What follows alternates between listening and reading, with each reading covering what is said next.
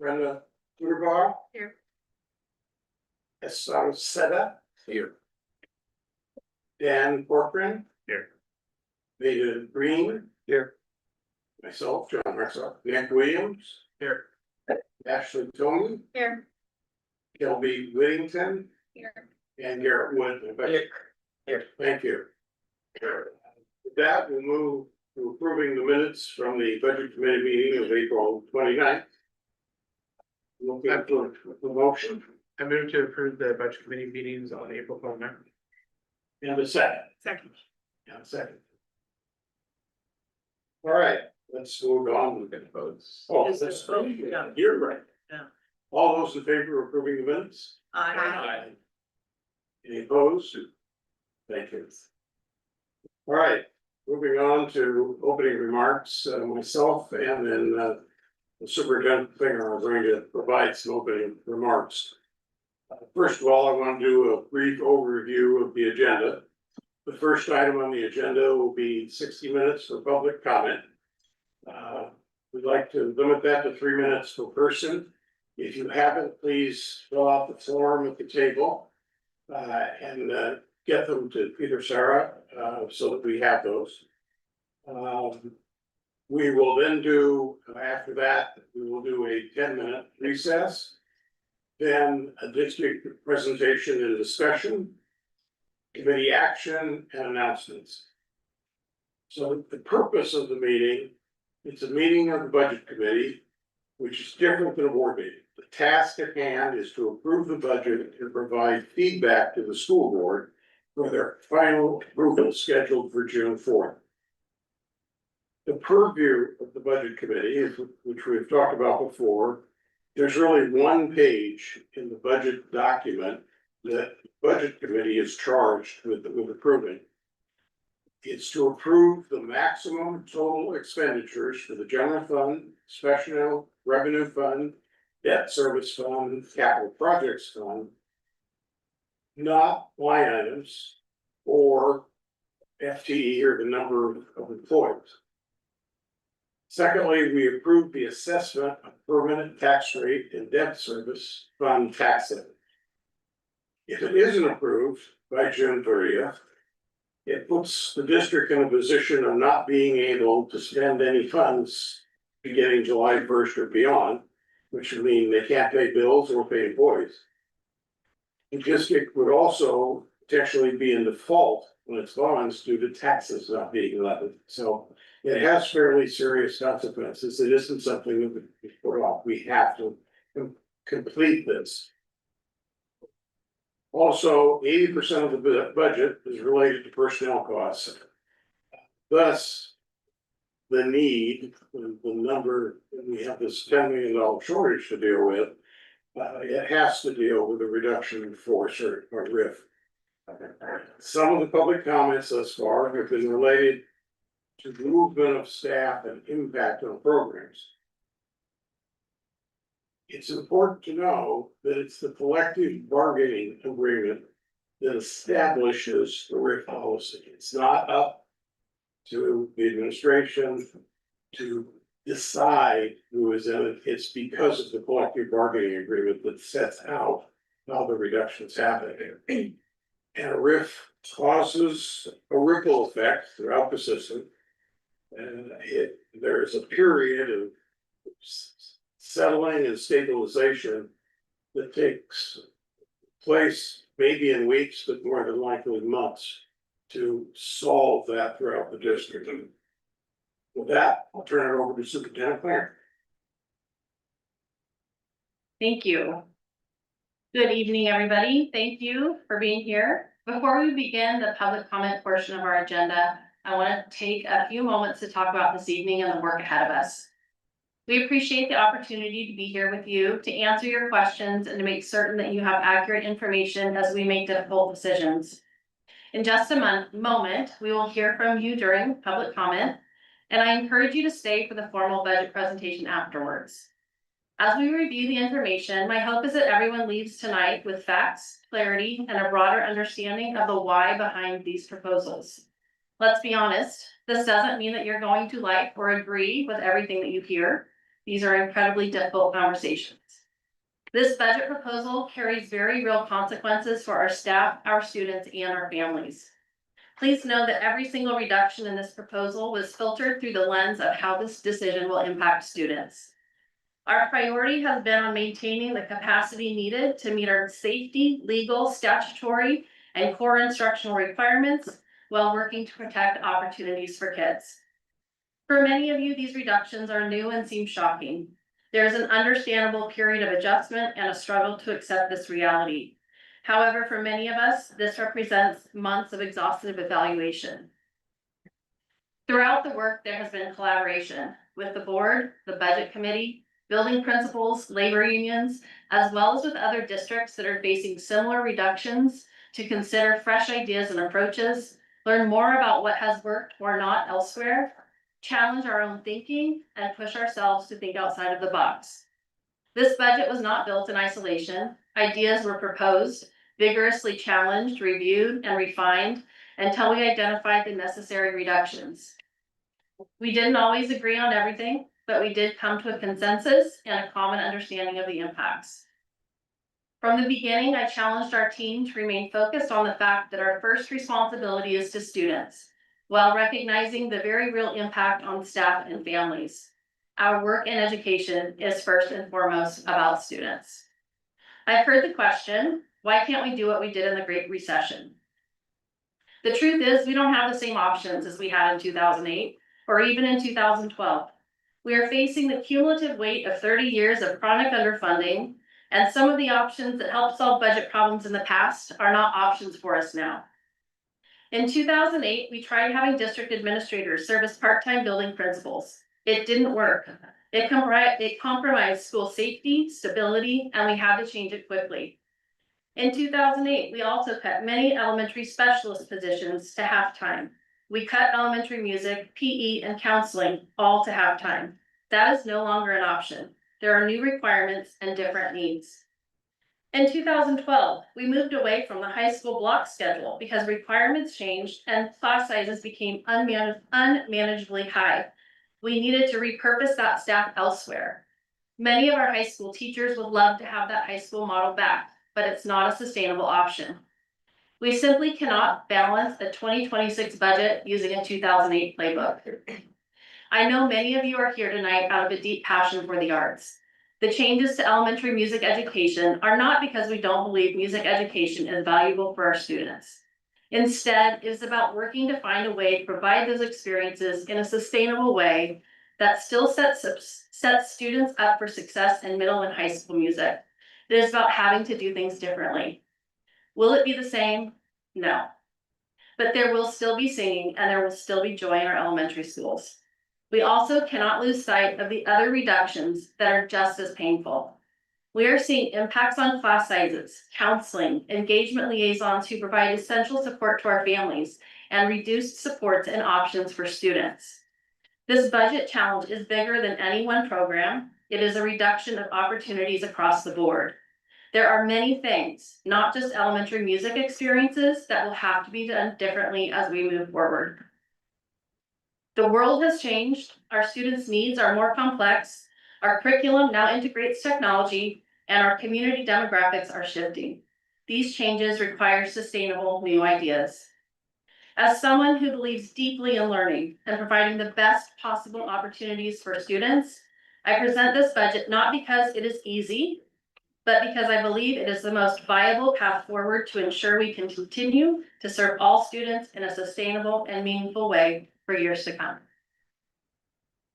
Thank you. I would like to ask, just before we start public comment, is there anyone here that needs Spanish language interpretation? Okay, thank you. So we will move on now to public comment. As I stated earlier, there'll be 60 minutes for public comment, 3 minutes per person. Fill out the form, please make sure that Sarah has it. We do have a number of forms here. One of the things we want to do first is go through those that didn't have an opportunity to speak at the last meeting if you are here. So the first is Ethan Carter.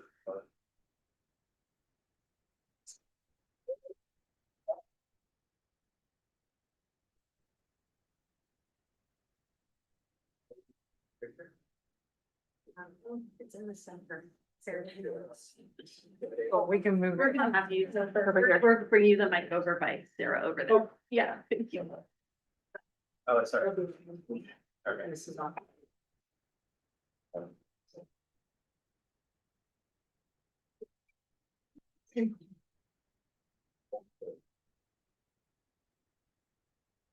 By a good distance. There we go.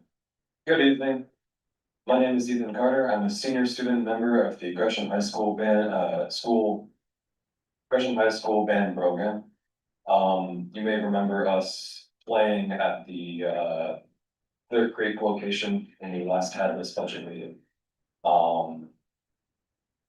want to clarify that that was a student-led performance and that I am the student. Our friends today and everywhere else in our community is made entirely possible through the effort and guidance of our band director, Emily Melky. She is in attendance. There she is. If the proposed budget is passed as it stands today, Emily will not be able to continue her career alongside the students that love her the most. Although staff across all education levels will doubtless lose their positions, the critically relevant nature of removing someone so essential to the highest level of music education offered in our district has forced virtually all of us to act. For this reason, my brief comment mainly concerns the importance of our present band director and the respective reasons on why her removal by this budget is so detrimental to the Gresham High School music program as a whole. Through her effort, both during and outside of school hours, our band has gained the ability to accomplish heights that it was not capable of reaching prior to her leadership. Since her first year as director in 2021, our band program began a tradition to march at the annual Teddy Bear Parade, which is the largest reason why community members stop to observe the event each September. And when you go there and the band is there, they play their first song and then you go, wow, and then you look up the routes on your phone so you can catch them again so you can make them about yourself. So that's what that is.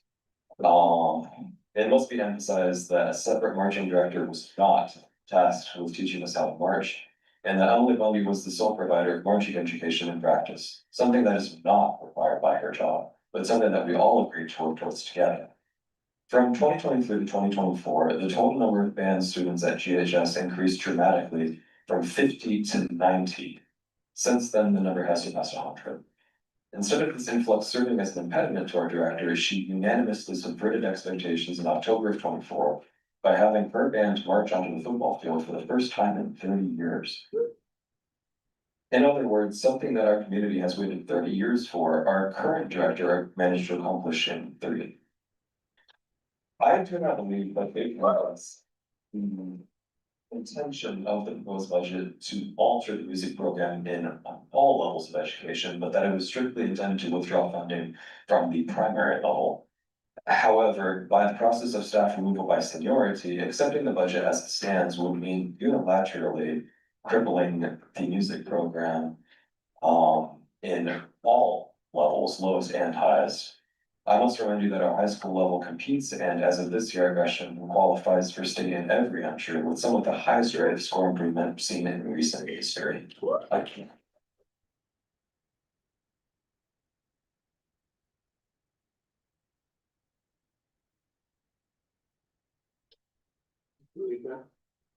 Kate Eisenzimmer.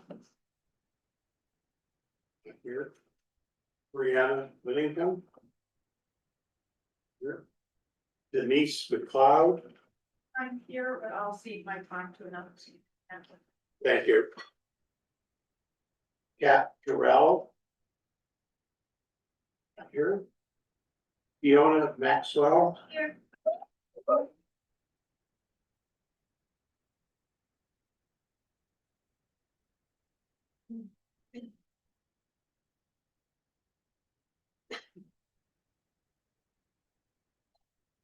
Hello, I'm Fiona Maxwell. I am a freshman at Gresham High School. Not only do I participate in choir, I live for choir.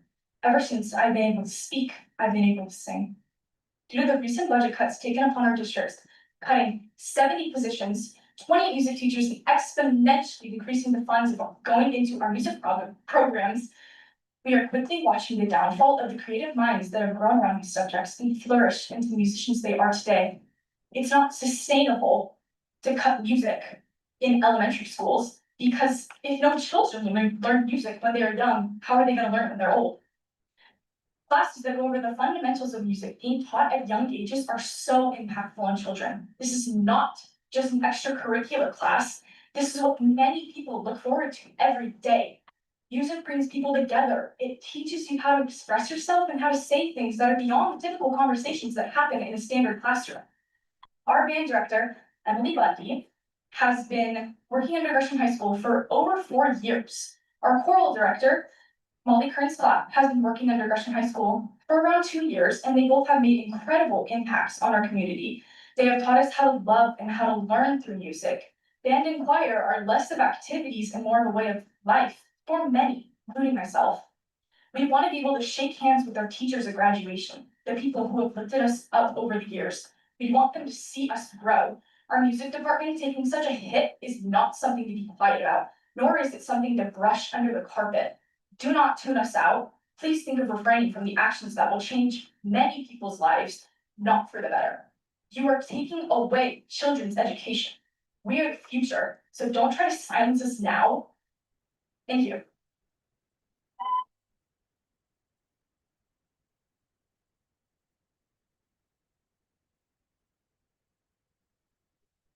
Next, Connie Rydell.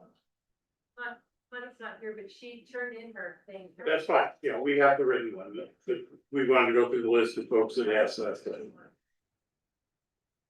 Michelle Berry.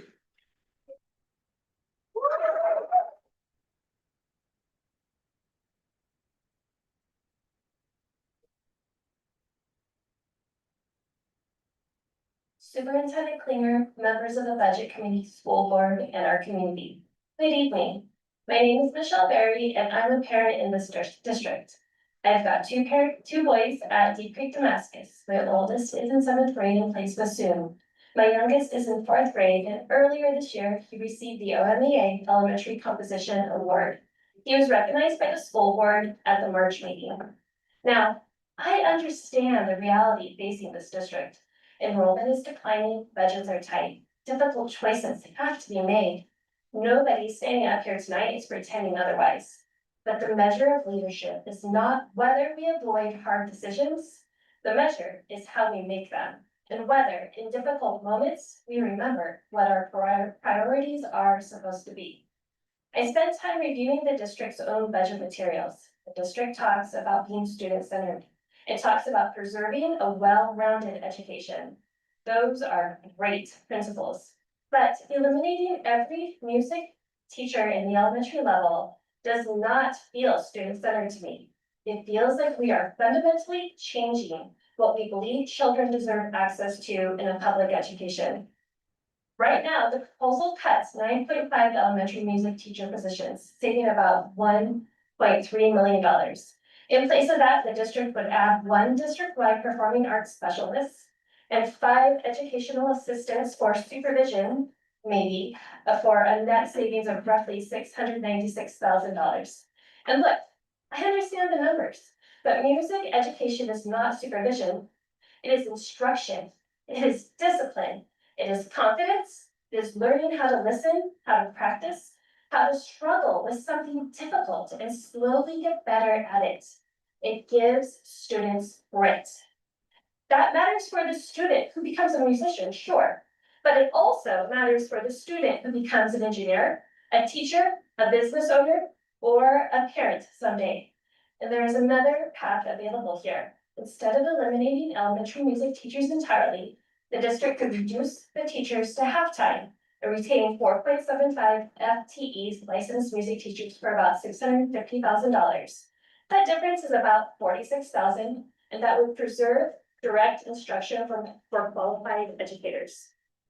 That seems like a reasonable compromise, because cuts that students directly experience should probably be the last cuts made, not the first cuts large enough to fundamentally change a program. And before eliminating direct instruction for elementary students, I believe the district should seriously consider whether reducing an assistant superintendent position or an executive director position would be a better place to absorb some of these reductions.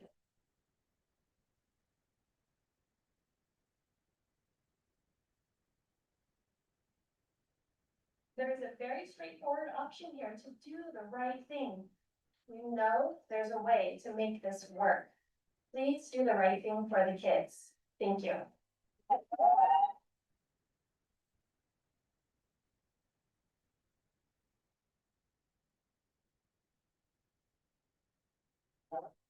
Next on the list is Rachel Chicongo. That's saying it correct. Not here. Tracy Jackson. Not here. Alec Moffett. We're.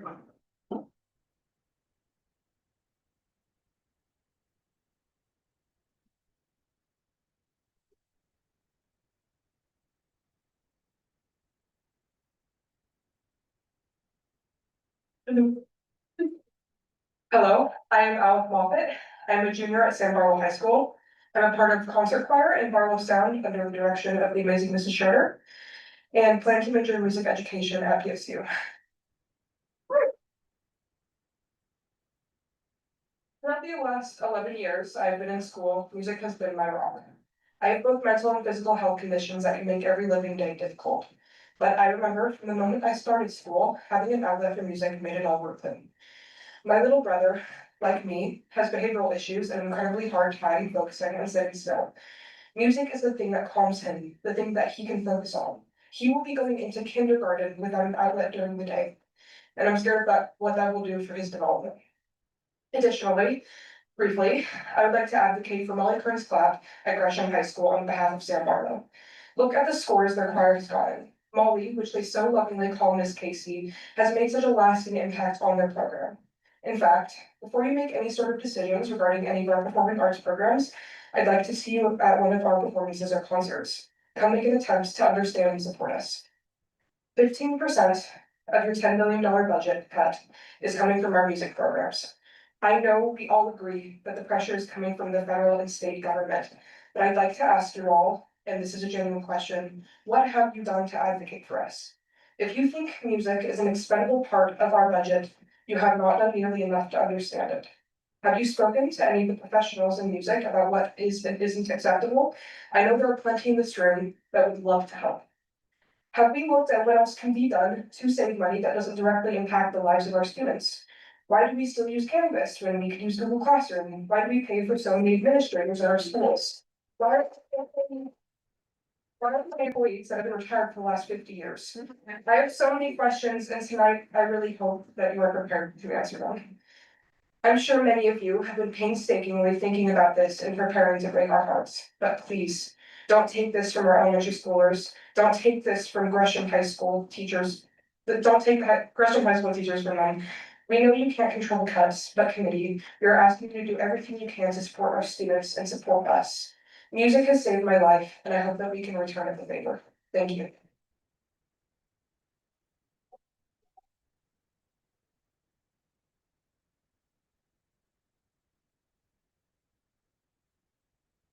Next, we have Samantha Carroll.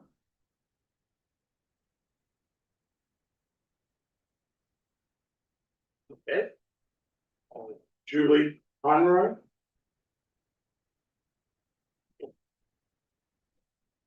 Okay.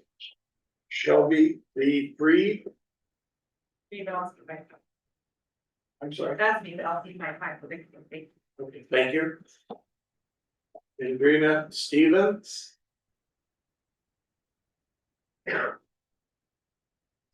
Kate Portoando.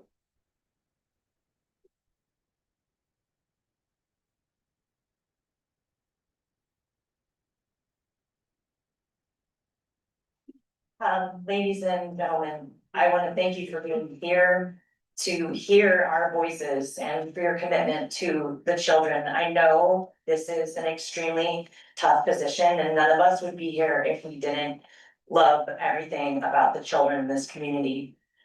Music is the fabric of humanity. It builds empathy, confidence, language skills, and increases engagement. They keep kids in school and boosts achievement. Music shapes our character and our abilities. It connects us across cultures, fosters creativity and imagination. Budgetary decisions made today will impact this already vulnerable generation well beyond our lifetimes. Do we want our children to be able to keep up with the global society? Do we want them to have a place of belonging or a reason to stay in school? Maybe a way to access parts of their developing brain at the peak of their neuroplasticity. A way to improve their attention, focus, memory, executive function. How about just plain old joy? There is an epidemic of meaninglessness, and now is not the time to chop programming that is proven to boost emotional resilience and foster connection. Adolescent and childhood anxiety and depression rates are at an all-time high. It's time to recognize the essential role that music plays in mental health. As a kindergarten teacher in this district, I'd argue that it has never been more important in the lives of the littlest ones than it is right now. According to the National Association for Music Education, schools that prioritize music education have higher attendance rates than those without music programs. This also increases the graduation rates. And that statistic is 90.2% versus 72.9%.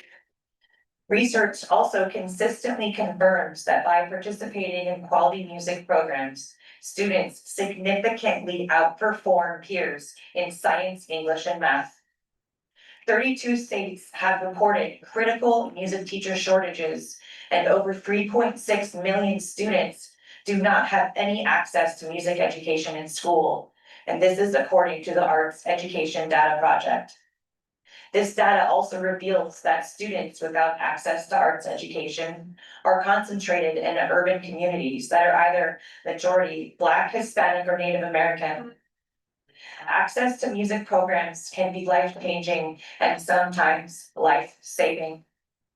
We must advocate to save the music to ensure that all children have the opportunity to experience its many benefits.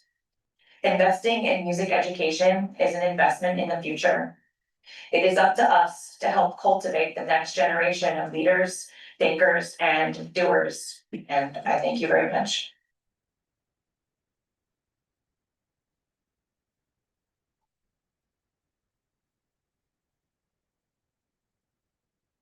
Itself is how much weird.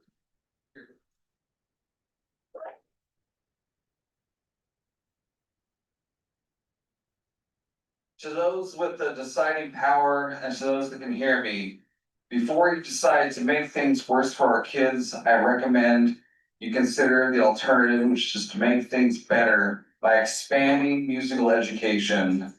My daughter is in kindergarten. She and her classmates have not performed a recital for we the parents. Instead, she shows me what the teacher shows them on YouTube. Yay.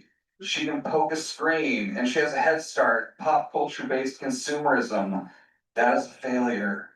I am grateful for the micro musical education she does receive. However, she needs more musical education. I'm no Vivaldi or Duke Ellington, but I know for a fact, music increases listening skills, organizational skills. Music increases mechanical aptitude, positive attitude. Understanding music makes formulas more obvious and repetition less tedious. With a musical backbone, deadlines are not degrading because completing projects are fun and elevating. Our kids should be dissecting songs, learning the jargon, playing the instruments, rehearsing the songs, dancing on the notes and in the harmonies that their own bodies produce. They should be working to perform in front of us, their first and most loyal fans, and not getting prepped to be social media zombies. Music introduces them to new technology that empowers them to write songs and their own future. Music gives them equal language and challenge. They need more music. This is not an argument to save the music program. This is a speech to strengthen the music programs. Less internet, less grandiose emails to parents, less wasteful spending, and more focus on teaching our kids music.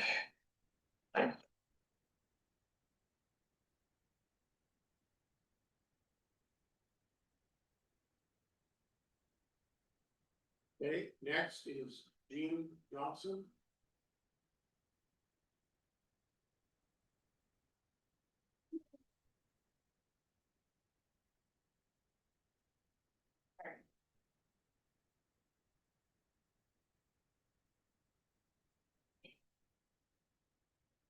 Hi, I'm Jean Marie Johnson. I spoke at the last meeting. Now, keep it brief. I had a speech. But I guess the bottom line is I hear you say that you're trying to make decisions that will impact the students the least. That you have the students in mind. That it's all about the students and how much you care and how much your hearts and your brains are all for the students. But the truth is, this is not, you're not giving that impression. You seem heartless. You seem like you really don't take the time to realize what taking elementary music education would do. It eliminates so many opportunities for children to grow into teenagers, to turn into compassionate adults.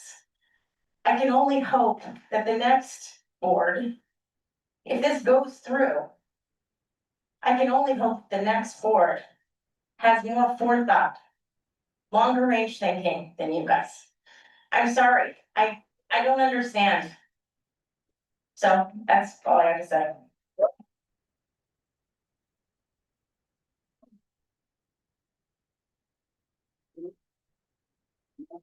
Kelly Flynn.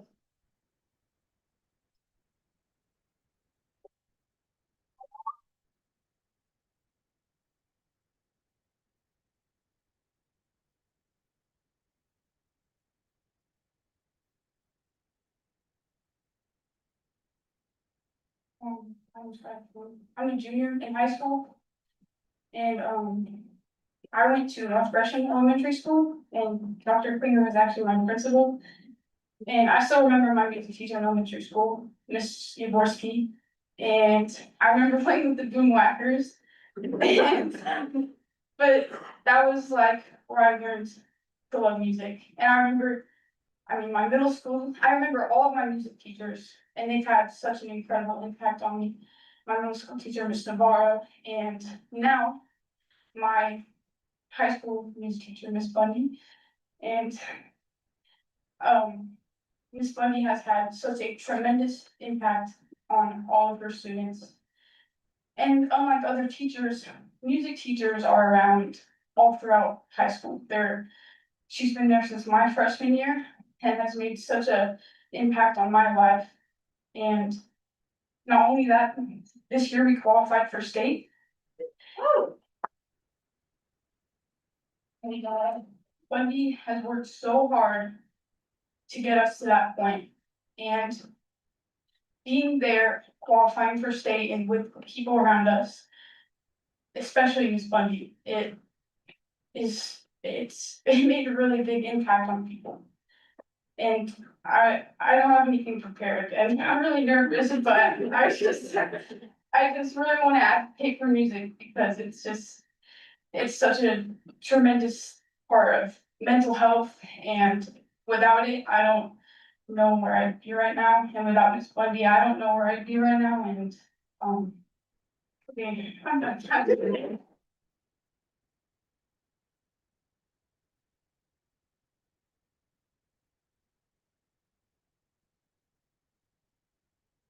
Here, next is Penelope.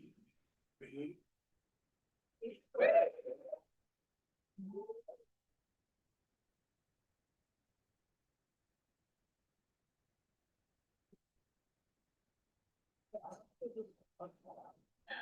Hi, I'm Penelope Pearl-Bummy, and I'm the daughter of Jean Marie Johnson, who just spoke. I spoke at the last meeting, so I would also like to keep it brief. music education has genuinely changed my life in such important ways. It has saved my life. I've gone through insane mental, like I've gone through depressive episodes, and my band directors, Miss Navarro and Miss Emily Bundy, were there for me the entire time. And music education, it keeps me going to school, okay? I know that a big concern is attendance, and I know that the attendance has been exponentially dropping. And I know hundreds of students who will only go to school for band. They'll be like, oh, I don't wanna go to school, but I wanna go to band, I wanna go to choir, I wanna go to do any of these things. And cutting that is gonna be so detrimental, and cutting elementary music education, as has been said hundreds of times, it will impact, it'll be elaborate, and soon we won't have music. We won't have kids who are passionate about music. We won't have kids who want to perform, who want to pursue music, which is, music is important, and it is, sorry, I didn't prepare anything. It's important, and it's just, it's amazing. And that's all I can really say, and I'm kind of done, but.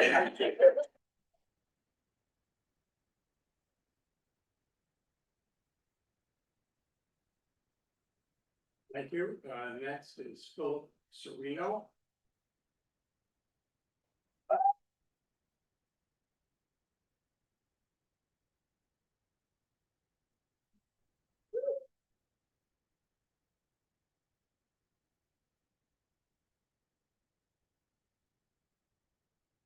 This is wild. I'm Philip Serino.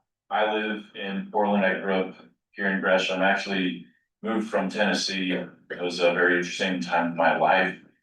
It's worth noting because when we moved from Tennessee to Oregon, I didn't speak to anyone for 6 years. And music was the thing that got me out of my shell. I went through a music program just like everybody else here, probably most everybody here. Concert band, jazz band, choir, and even theater. I was choir president my senior year. I wrote a choral piece as my senior capstone. I went on to study music composition in college. And my senior year, I was commissioned to write an orchestral prelude and opera choir president again. I eventually took my work to America's Got Talent as a music arranger and performer.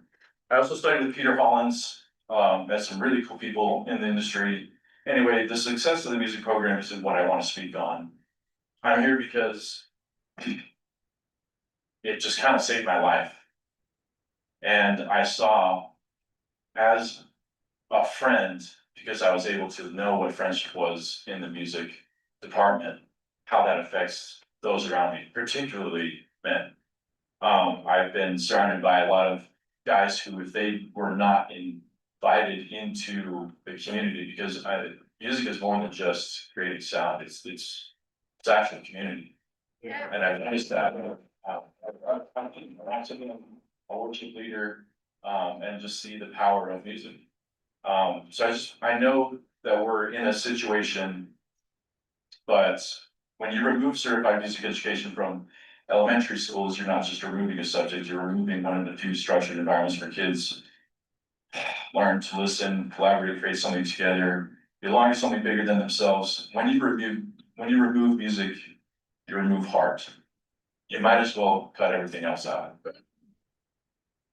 I saw, how music changed the lives around me, and I can pick so many different names who would have killed themselves if they didn't have that environment.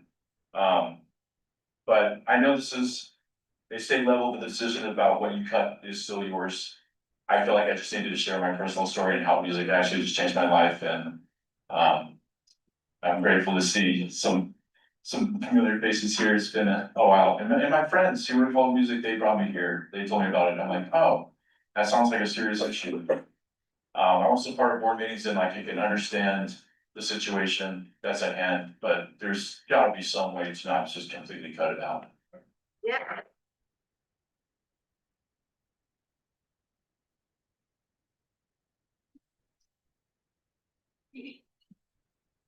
Okay, next up, we have Kevin from members.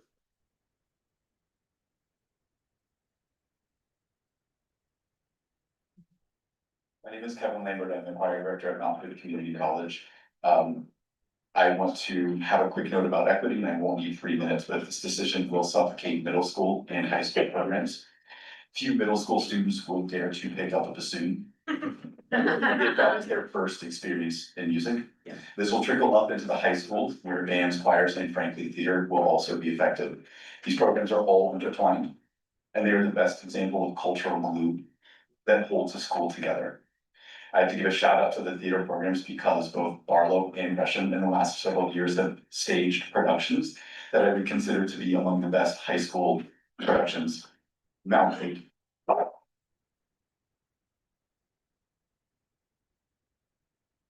Something very special is happening in this district in terms of the poise that students are developing through performing arts, and I beg you not to snuff out the gateway to those accomplishments. The downstream effects will be fast, and many voters in this room will certainly be around to see them. When the high school programs have been neutered in just a few years, the only students participating will be the students whose families sought out music education that this district cut from their classrooms. That's likely 5+ years of private study on an instrument, and that is not cheap. But families who want this for their kids will go out and seek this for their children. Children whose families don't have the means for this will be left out. Yep. Yeah. That is the very opposite of the equity that you cited in the last meeting's budget presentation.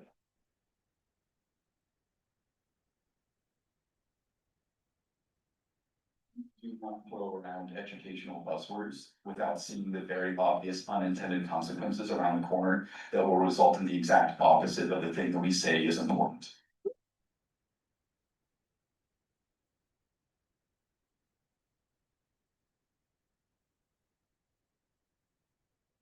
Here next is Melody Wheeler.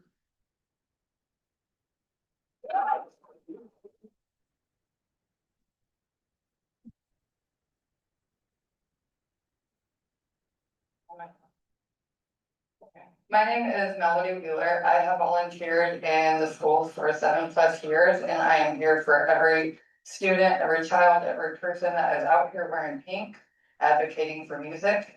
I'm gonna keep it short and sweet. If our mission is to teach, lead, and support the next generation, we must start by listening to them. Let's show them that their voices matter by empowering them to shape their own education. By providing a well-rounded foundation and acting on their input, we truly honor their role as our future. Your guys' job is to listen to the students. Please listen.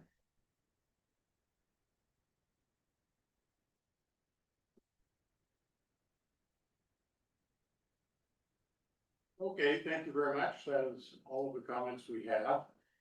The next item on the agenda is a recess, and I would suggest we go ahead and take it, even though the public comment period took a little less than we anticipated. As the discussion item presentation is fairly lengthy, so I think this would be a good time to take a 10. I mean, Not smart.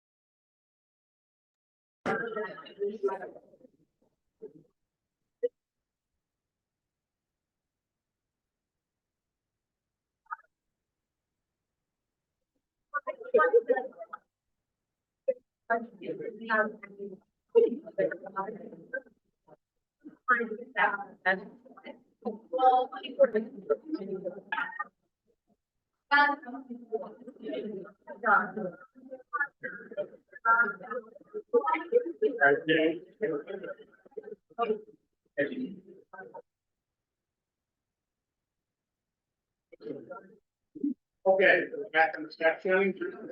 I made an error in pronouncing a name, the one was here, so I would like to ask that Adriana Slevins, please give her a comment.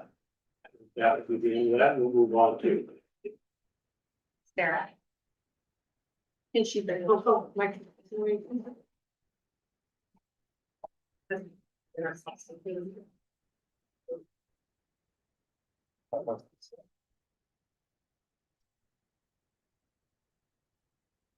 Hello, my name is Adriana Slavens, and although I am here to support the music. People talked about how important music is, I agree with that, but I recently found out about another cut that has not been spoken about. And I would like the district to be transparent about. I'm writing as a parent of first and a fourth grade DLI student, which is a Spanish immersion program at North Gresham Elementary, to express concern about a decision I believe to be a program cut, one that has not been communicated to families as such. It is my understanding that next year, a second, fifth grade Spanish speaking teacher will not be hired at North. Instead, the fifth and fourth grade DLI students will be combined, as well as the third and second grade DLI students being combined. This change affects hundreds of students, yet nothing has been communicated with parents. Without an additional teacher at North, class sizes get larger, leading to a significant reduction in the quality of instruction the DLL families have been promised. Eliminating a teacher position and restructuring a DLI program to do more with less is still a cut, even if the district isn't calling it one and expressing it as so. I respectfully request the following. That the district and the North administration communicate honestly to the DLI families about plans to restructure the DLI program as it is a cut to a program. That the district explain how instructional quality will be maintained in combining the grades of the DLI students. Third, that the DLI families be given an opportunity to ask questions and provide input before this change is finalized. Thank you for your attention to this matter. The families of this program have made a years-long commitment to the DLI program, which I truly appreciate. And I hope we can work together to ensure we are all kept fully informed about the changes that affect our children. Thank you.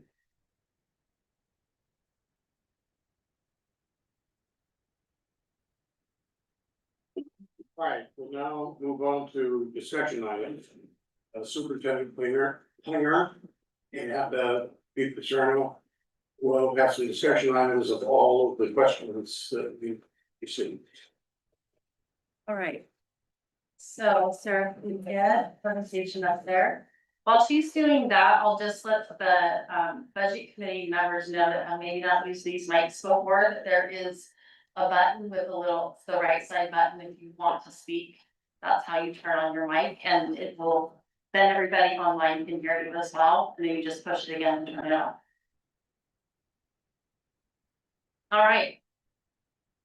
Committee members, as we transition from public testimony into our formal presentation, I want to refocus our attention on the task that this district team was charged with, the creation of a legal and balanced budget.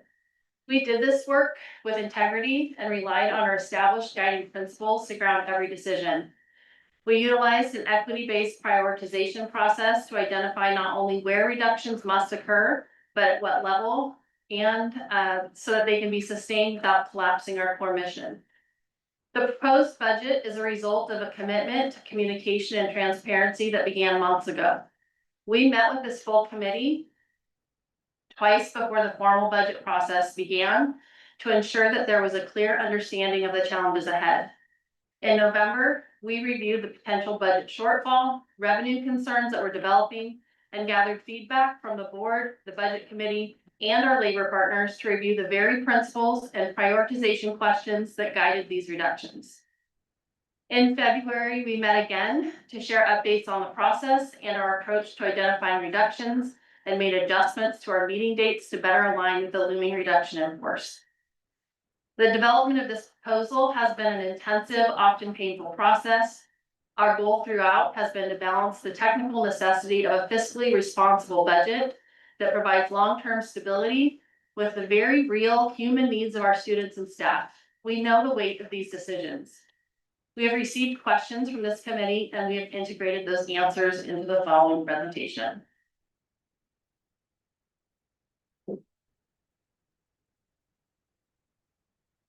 So you see here, these are the guiding principles for what we were tasked to do, to plan for the reductions and build a budget.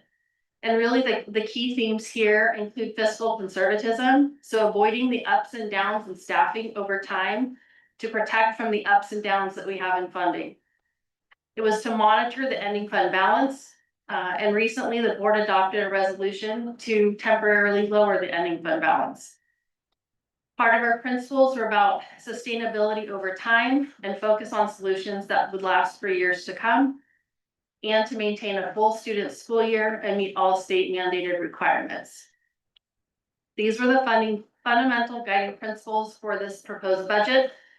And it's important to note that the swimming cliff that we are facing will not just go away. We have to face it and we have to plan for it. So how did we identify these reductions? This is pieces of the process that we did. You can see that we gathered and reviewed information. This included a lot of data review of enrollment and trends in student groups. We reviewed what has worked well in the past and what didn't. We also did a lot of work to learn from other districts. As a part of this process, we identified our guiding principles and prioritization questions. We reviewed staffing and budgets by department and then determined ratios for class size for our initial FTE to schools. We worked with our building leaders to draft schedules and find problem areas. And then we added FTE to schools where the schedules just wouldn't work or class sizes were too high. It's also important to know that we focused on programs for students and not the adult impact, and this work was not done in isolation. So what were some of the things that were specifically prioritized in this budget? We did the best we could to protect class size as much as possible, although there will be some pretty significant increases. We worked to protect student-facing special education positions, counseling and mental health, career pathways and CTE. Safety has been a focus and a need in this district for many years, and we worked to provide financial stability. It's important to know that all of these areas saw reductions as opposed to eliminations.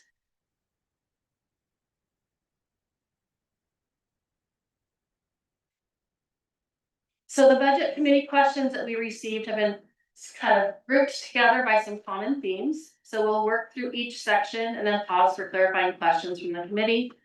Many of these questions are beyond the function level scope of the budget committee, but we do want you to have your questions answered so that you have the information that you need as you decide on this proposed budget.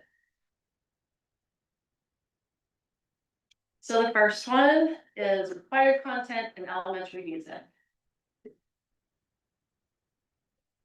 Oops, a little too far.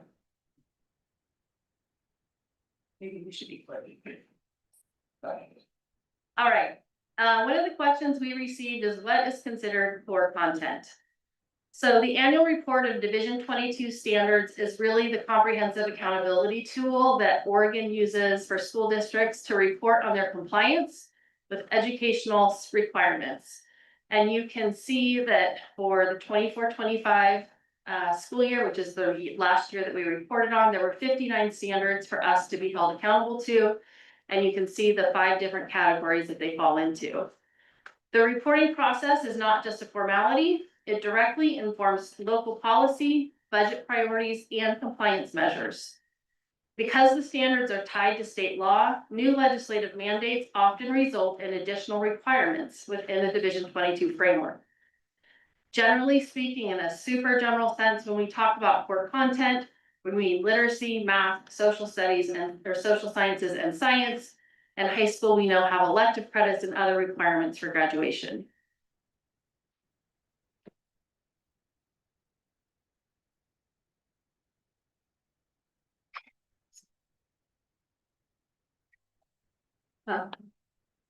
Sure.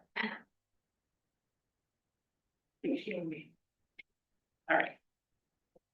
So one of the questions we received was about equity of enrichment and was that taken into consideration instead of just equity of resources.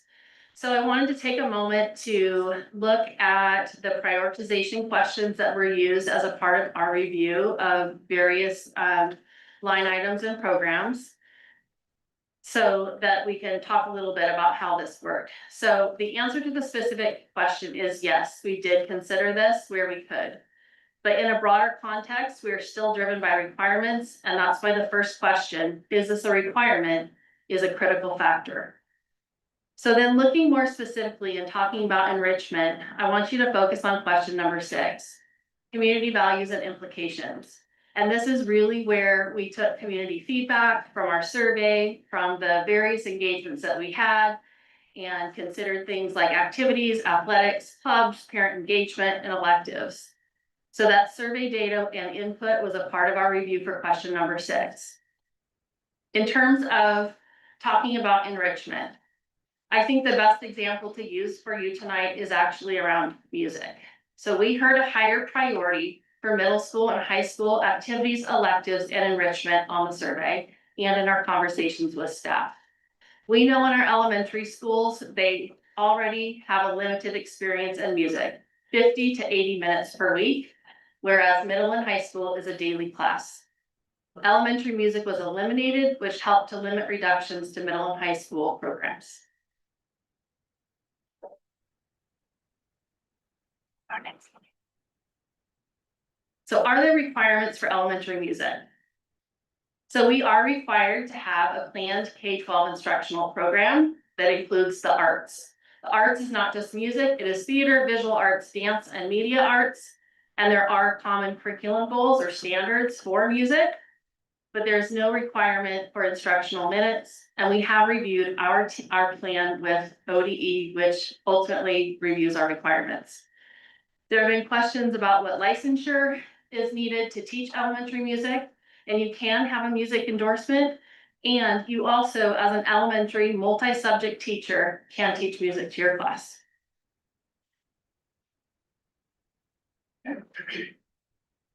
So one of the questions we received is, why is there an addition of 5 educational assistants and a performing arts specialist for elementary? EAs were hired to support safety, supervision, and instruction in schools. We did do an audit of EA time across our district, and we've been adding a little bit of temporary time each year to different schools to try to meet different hotspots or different needs that we have. You see here, North Gresham would receive 2 of these EAs, Highland, Hogan Cedars, and East Gresham would each get 1. These are 5-hour positions. Each of these schools also have lost an assistant principal as a part of our cuts from last year. So they have a need around supervision and behavior support. And it's, yes, EAs currently cover some of the contractual prep that we have. They are not hired to replace teachers. We have other needs around safety and supervision for them. The performing arts specialist. So this is our draft plan to hire a performing arts specialist to help develop our K-5 plan and our scope and sequence, to collaborate with middle school to identify priorities for 4th and 5th graders so we can have a smooth transition to middle school programming, to utilize a residency or rotation type model to support schools, coordinate partnerships and field trip opportunities like Right Brain Initiative that we already have in our schools, and identify additional resources to support programming. An important thing to note is many of our neighboring districts benefit from the Portland Arts Tax. We do not get any money from the Portland Arts tax to support the arts. That is how our neighboring districts pay for their music programs. We have heard the proposal around halftime music. That would require us to add 4 additional licensed FTE, which is not something that we feel like we can do at this time. We can't trade our music teachers for the EAs. We need the EAs for safety.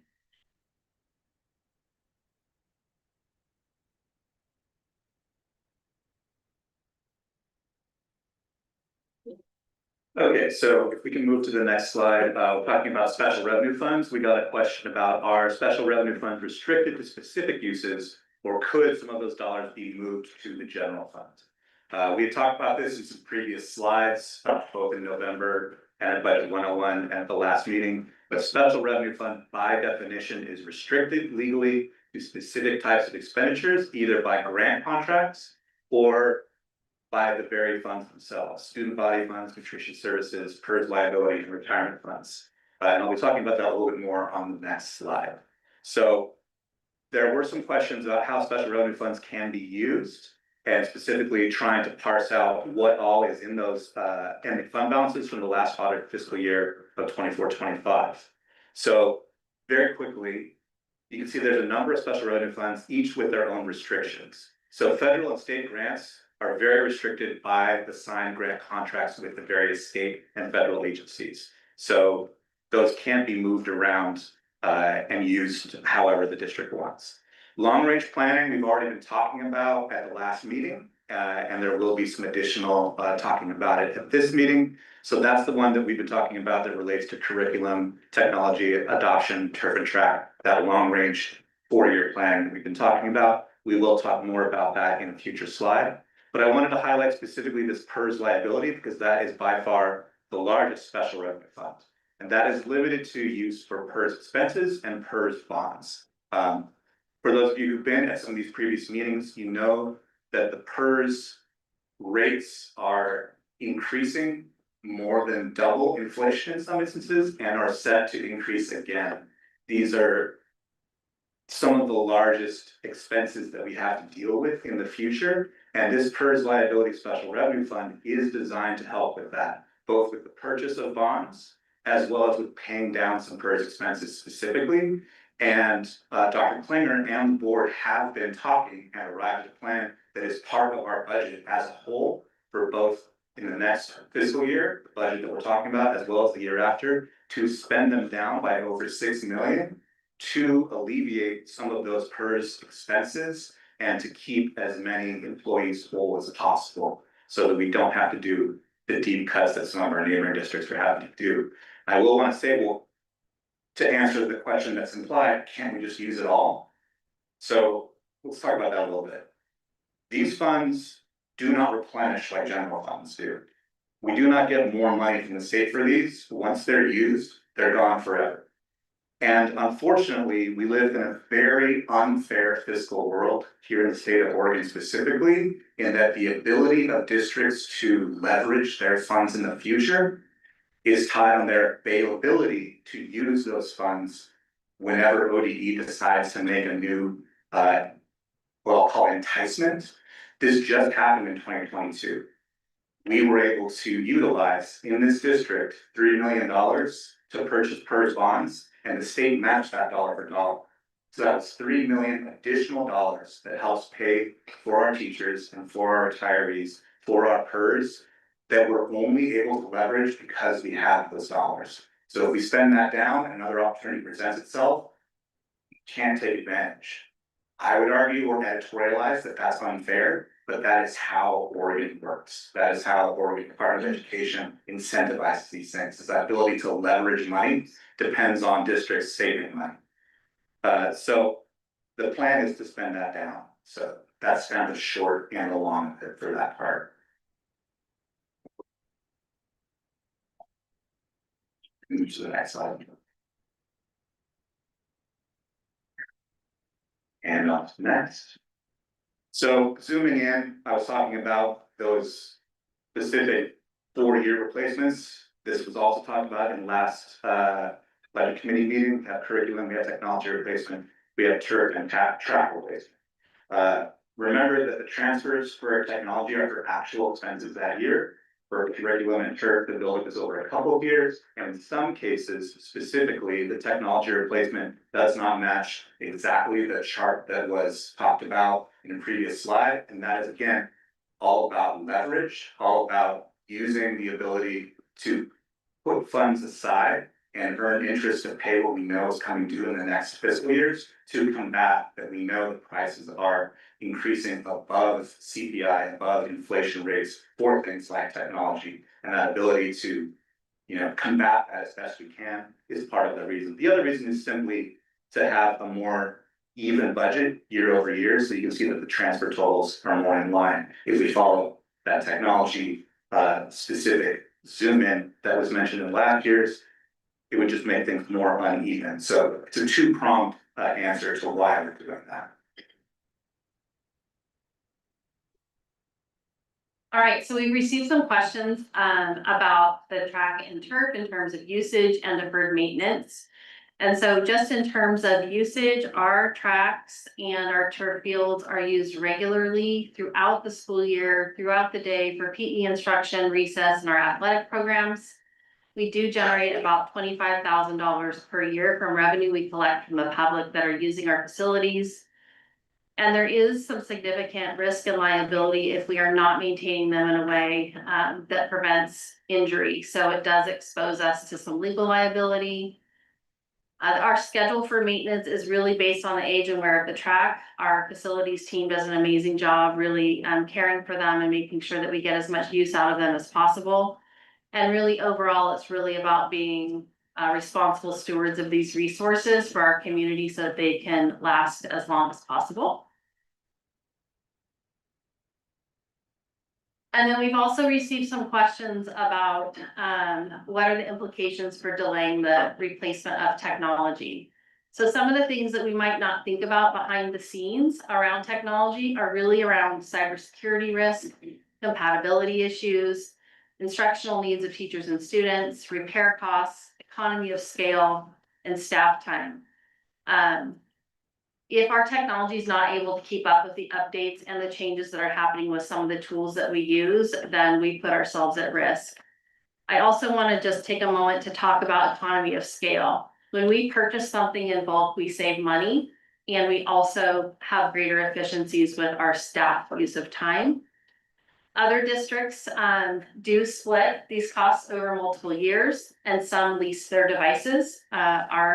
Our practice has been, and our plan has been to buy them at one time. The primary expense for next year's technology is staff devices. We do use Chromebooks as a part of some of our required coursework. We really do work to try to balance some of the needs of digital technology, but also paper materials.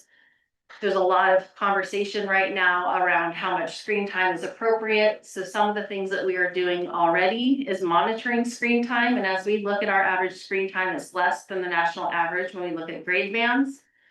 We stopped using Canvas in grades kindergarten through second. I think most of you know about the no cell phone policy that went into place this year. But we also have blocked social media and non-educational websites. We've given parents access to monitor their students' web browsing history at home. We monitor student use of technology in the classroom. Teachers can see what students are accessing. And we do teach digital responsibility curriculum, which includes lessons about finding a balance in terms of how much students are using tech.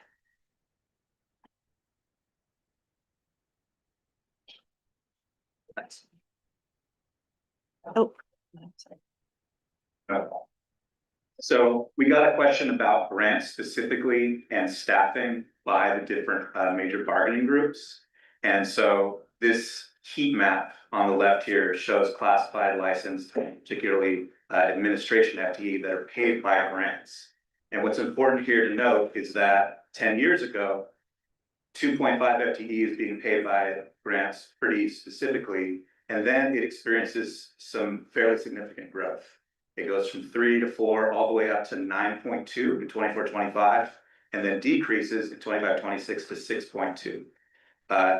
That isn't commensurate with the licensure, sorry, not licensure, but the licensed FTE as well. So what this is illustrating, big picture, is that grants are one of the state and federal government's mechanisms to deploy money to schools. And that money comes with, if you're going to create these additional licensed jobs, some admin is required by the grants to do some of the reporting that is required by those grants, and that grants are paying for that admin. In addition to the numbers, there are these things called indirect fees that these grants generate, which do translate into general fund dollars. It was approximately $900,000 last year, and it's about on track for the same this year. Those $900,000 are also paying for our ongoing payroll costs, not for admin, but for the totality of the school. So that's just the raw numbers, but kind of. Yeah, I'll just add that the increase in the administrative in 2023-24, when it went up about 3 FTE, is when we added elementary assistant principals. We added 3 of them. We were able to sustain them for 2 years, and then we reduced them again last year. So that's part of the changes there in terms of that warm spot on the heat map. Our grants do require us to hire staffing to focus on the specific priorities that are outlined in the grants and in the proposals that we make to receive the funds. Pete mentioned the indirect fees that offset some of the administrative costs. Our grants are highly restrictive. So early literacy, high school success are very restrictive grants and have very strict rules. Others, specifically SIA, has more flexibility. And that is a grant that we currently use to offset some of our classroom teacher expenses. As we've added grants over time, we've had to add staffing, and the costs are continuing to outpace, just like in our general fund. I think it's important to know that last bullet, that this is a strategy that Oregon continues to base funding on. There is an identified priority, could even say summer school, where there's specific money that's allocated for it, grants are written, and there's strict rules connected to it. So there's not a lot of flexibility with the grants that we receive. So one of the questions we received is how many licensed and classified staff are in a special assignment, serving at the district office or not directly interacting with students. So with our classified staff, there's a variety of staff across the district that do a lot of different things, from our groundskeepers to liaisons, payroll, print shop, that all work to keep our district functioning. So they're not necessarily on a special assignment. That's just what their role is. For our licensed teachers, we do have instructional coaches and some on special assignments. They're predominantly grant funded, like we just described, and they're required for compliance work and some of the mandates that we've just talked about regarding Division 22, regarding implementing some of the things connected to the grants. So you can see them there. A good example of this is the special ed inclusion specialist at the bottom. They do behavior and academic work. In the last couple of years, there was a new legislative requirement that 1 out of every 50 staff members in our district had to be trained in de-escalation, and those folks are responsible for doing that training. So this work has to get done by someone. Some districts hire administrators to do this work. Our district has relied more on licensed staff that are on special assignment. And if we aren't getting the work done, then we are at risk of losing our grants.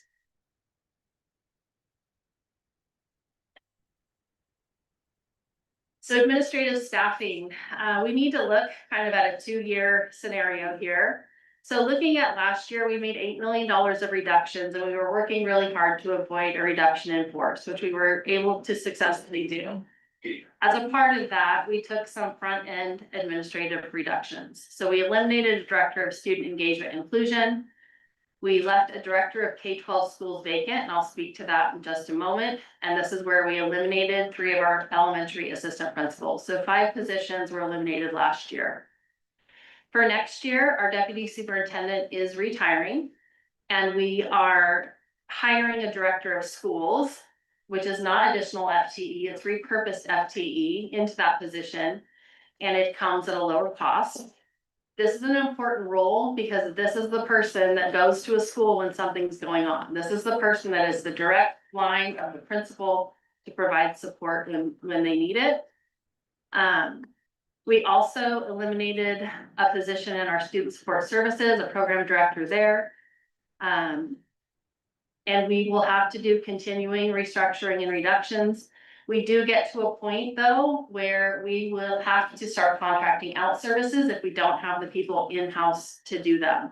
So I often talk about how our schools are a microcosm of our communities. And we've talked about students having more needs, increasing needs. That impacts the supports that they need and it also impacts the supports that their families sometimes need. So that means our responses to emergency, variety of custody challenges that we help navigate, navigating parent rights for a variety of things are all pieces of the support that we provide.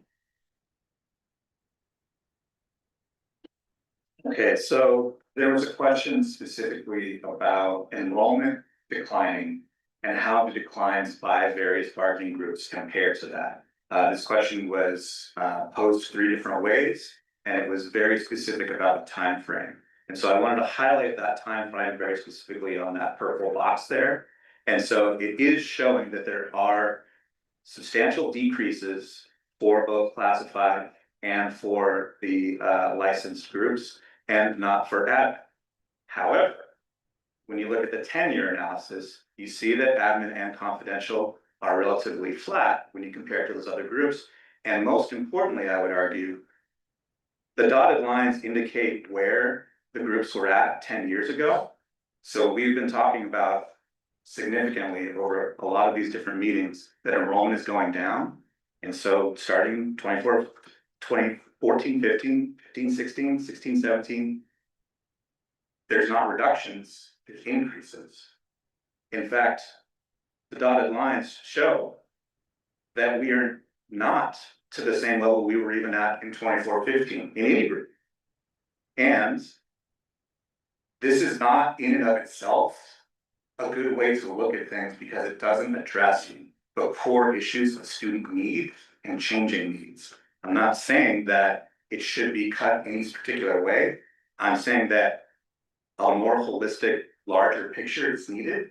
But Tracy, did you want to say something about the other part of the chart? I think just the main thing there is you can see in the very right-hand column how total FTE for the district has changed. So you can see where it's gone up and you can see where it starts to decline. And the percentage of administration and confidential staff as a percentage of that total FTE in our district has remained pretty constant.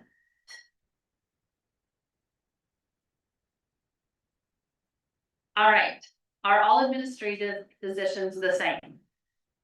In some ways, they are the same, and in some ways they are not. So there's many differences also across districts and how are classified. So often our administrators are lumped into one group. But actually there's 3 very distinct groups of administrators in our district.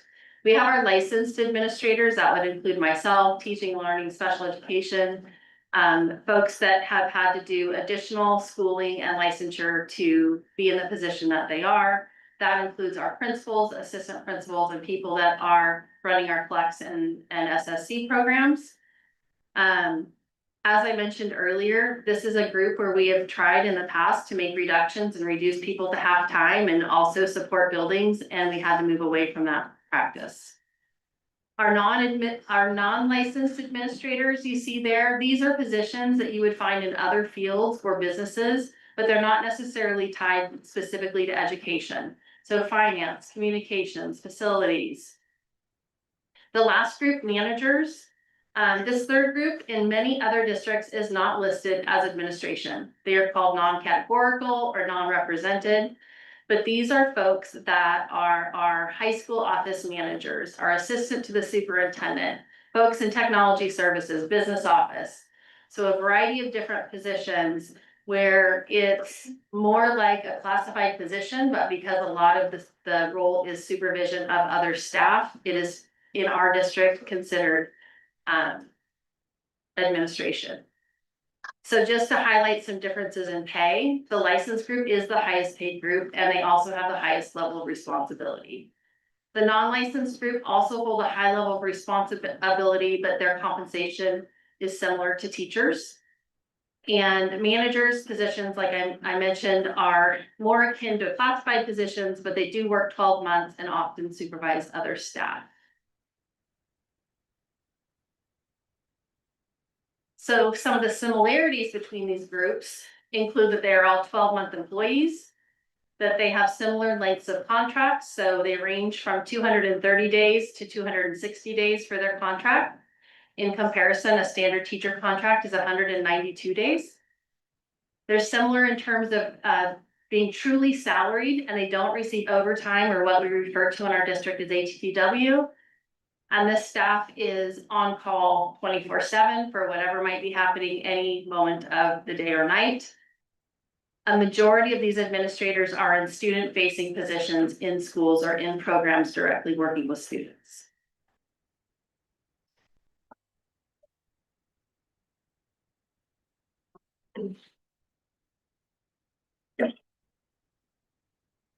So the next question was about wanting to see specific numbers for account of staff by those different major bargaining groups over the last 5 years.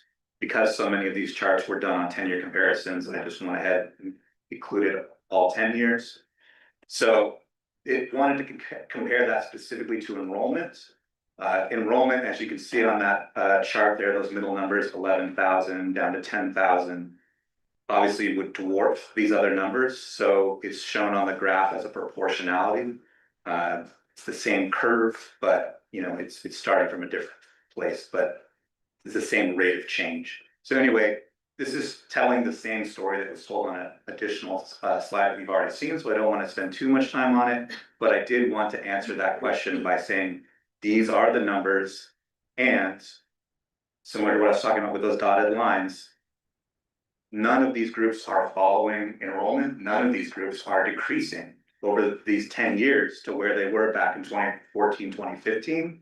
And I would argue that that is because the needs of the students are changing. And unfortunately, the compliance environment and the legal environment, the reporting environment at the ODE level has changed.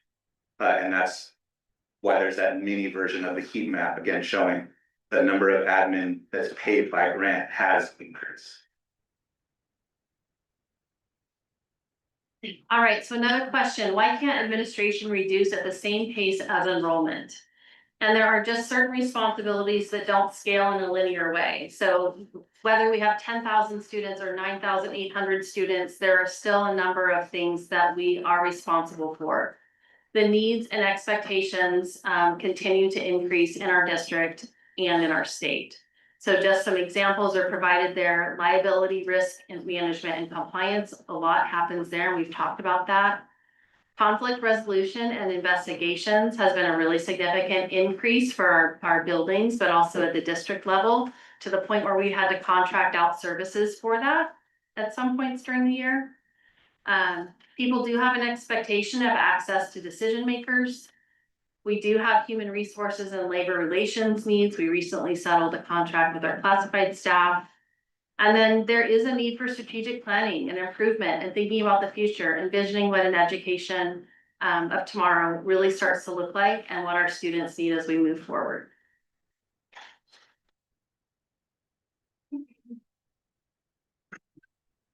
So this is just a summary again from our reductions list that we shared in our last meeting. And I just want to reiterate that each of these categories, elementary schools, middle schools, high schools, and district office, are all dependent on classified staff, licensed staff, and administrators. It takes all of us working together. And when you look at the district office reductions, some of those are not admin, that's true, but there's certainly an impact on the overall operations and level of support that we're able to provide students, families, and staff. Okay, so we got a question about if enrollment is steadily decreasing, why aren't costs also steadily decreasing, at least somewhat? And I just wanted to start this off by talking about the curve of what we've seen in the past 10 years and what was projected for the next 10 years by that long range plan that the board had commissioned. So go to the next slide. So that downward curve, steady and downward, doesn't necessarily match what's been going on with enrollment trends in specific demographic groups. Students with IEPs, multilingual students, and our recent arrivals and newcomers. And specifically, the students, the recent arrivals, the multilingual students come with an additional weight, as ODE defines that. So additional funding from our main SSF formula is attached to those students. But the story with the students on IEPs, which is also growing substantially, does not. And we'll be talking about that on the next slide. So this is the largest unfunded mandate. That's a word that we've been talking about before. This is the largest unfunded mandate that we have. So our students on IEPs are capped per ODE at 11% of our total population. So meaning when we have more students than 11%, they do not trigger that extra funding from the SSF, the main state formula. And what that's meant just over the past 5 years is those number of students beyond that cap has doubled, more than doubled, from 248 to 507. And even though significant grant dollars are being spent to try to cover some of those gaps, the general fund unfunded difference.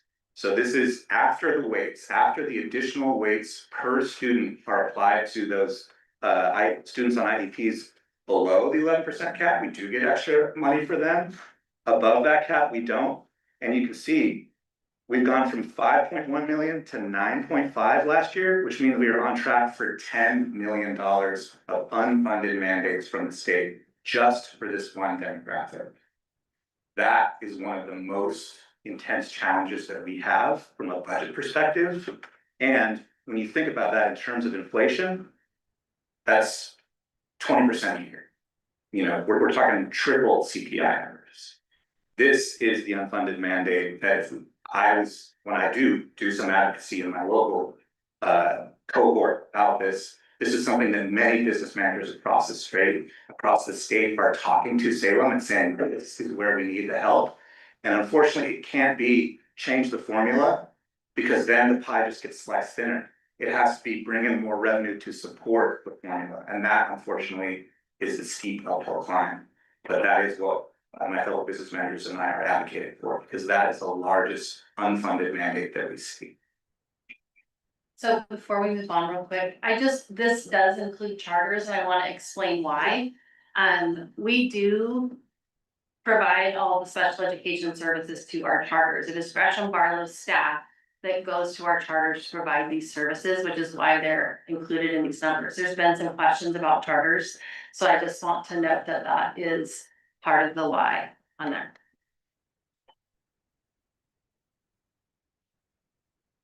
So we also got a question about the difference between contingency and ending fund balance. In the past 3 years, something we haven't talked about yet, so I want to make sure that the committee understood. In the past 3 years, there have been board resolutions that have been brought to the board and passed in June of each of those 3 years to use contingency funds to continue operations. We are on track to do the same this year. So that's 4 years in a row that contingency funds have been used.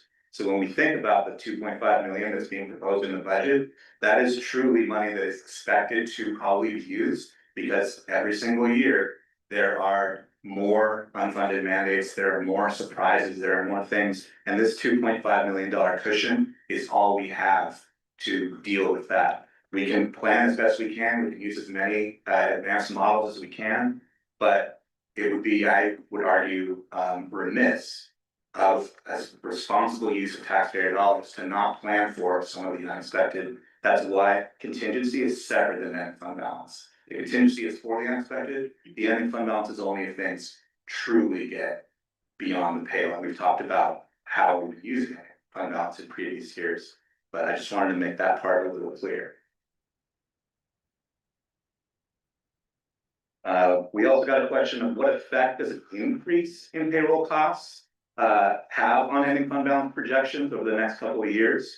So I chose a number that's less than $1 million, because in some of the previous conversations of this committee, we talked about what does $1 million mean, what does an extra $1 million per year mean. So I wanted to show what happened with a little less than that, 750,000 to be precise.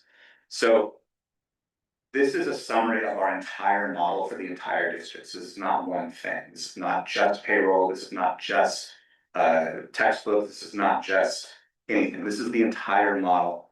And an extra 750,000 in payroll in year one That's the difference between those two dots on the left there. So that's the red line versus the yellow line.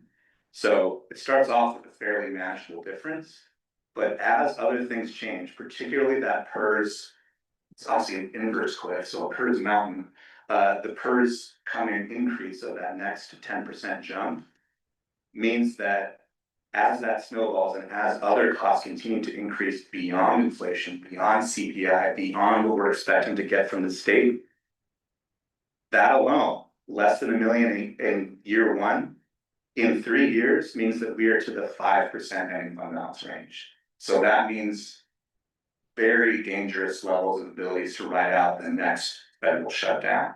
The next things that we've had to use ending fund balance in the past to ride out and keep payroll going. So why does the yellow line go up? The yellow line goes up related to use of that special revenue fund that I was just talking about, that PERS liability, that use of that $6 million beyond the general fund to keep as many positions whole as possible. That is exactly what we're planning on doing to get us above that 8% mark in 27, 28. And even then, we are expecting to still be in okay, but not fantastic shape in 28, 29. But going past one biennium is not particularly very clear because we know that the state changes priorities. So we can't look too far ahead, but we do try to as often as possible. But I just wanted to illustrate the starkness of what happens with just that small of a change.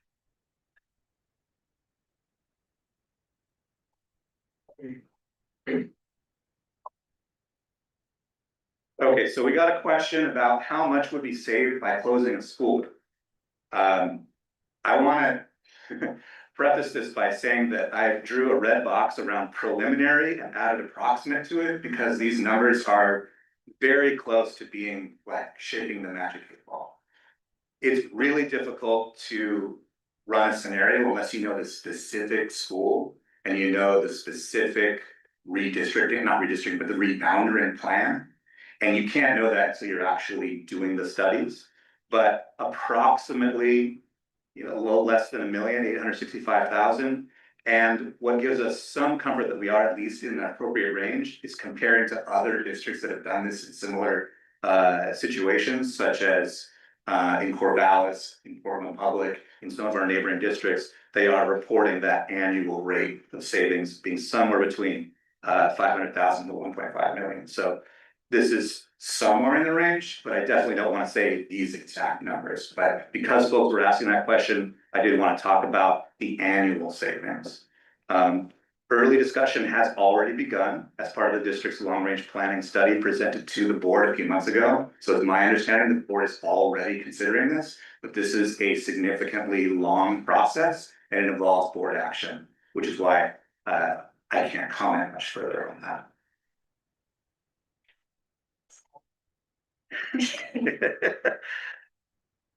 All right, so the next question, if PERS is costing so much, can we change the PERS rates?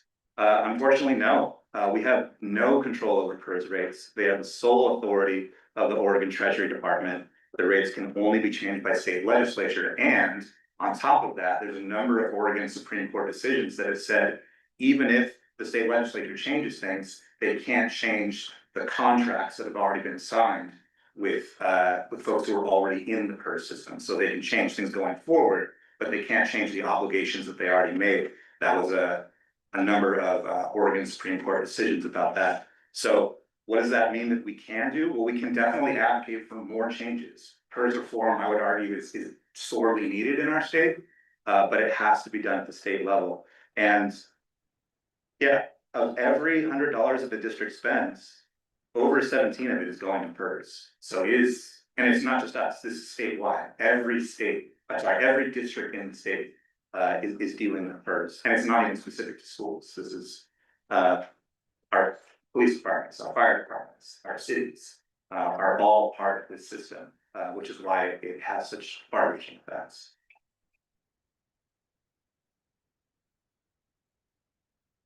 All right, assuming a question specifically about assuming that the same increases of state revenue are in place for following years, will the reductions that we're talking about making this year be enough to not have to do staff reductions in the future? And the answer to that question is yes. But that assumes that there's no significant changes in state or federal funding. So given that funding remains somewhat stable based on what the state is telling us, yes. And that's, this is an even more simplified version of that previous graph that I showed you, just those 3 years. So our ending fund balance at 7, then up to 8, then down to 6. So in that scenario, no more major, RIF type reductions. It's definitely what we're shooting for. And that does include strategic use of those PERS liability special revenue funds to do that.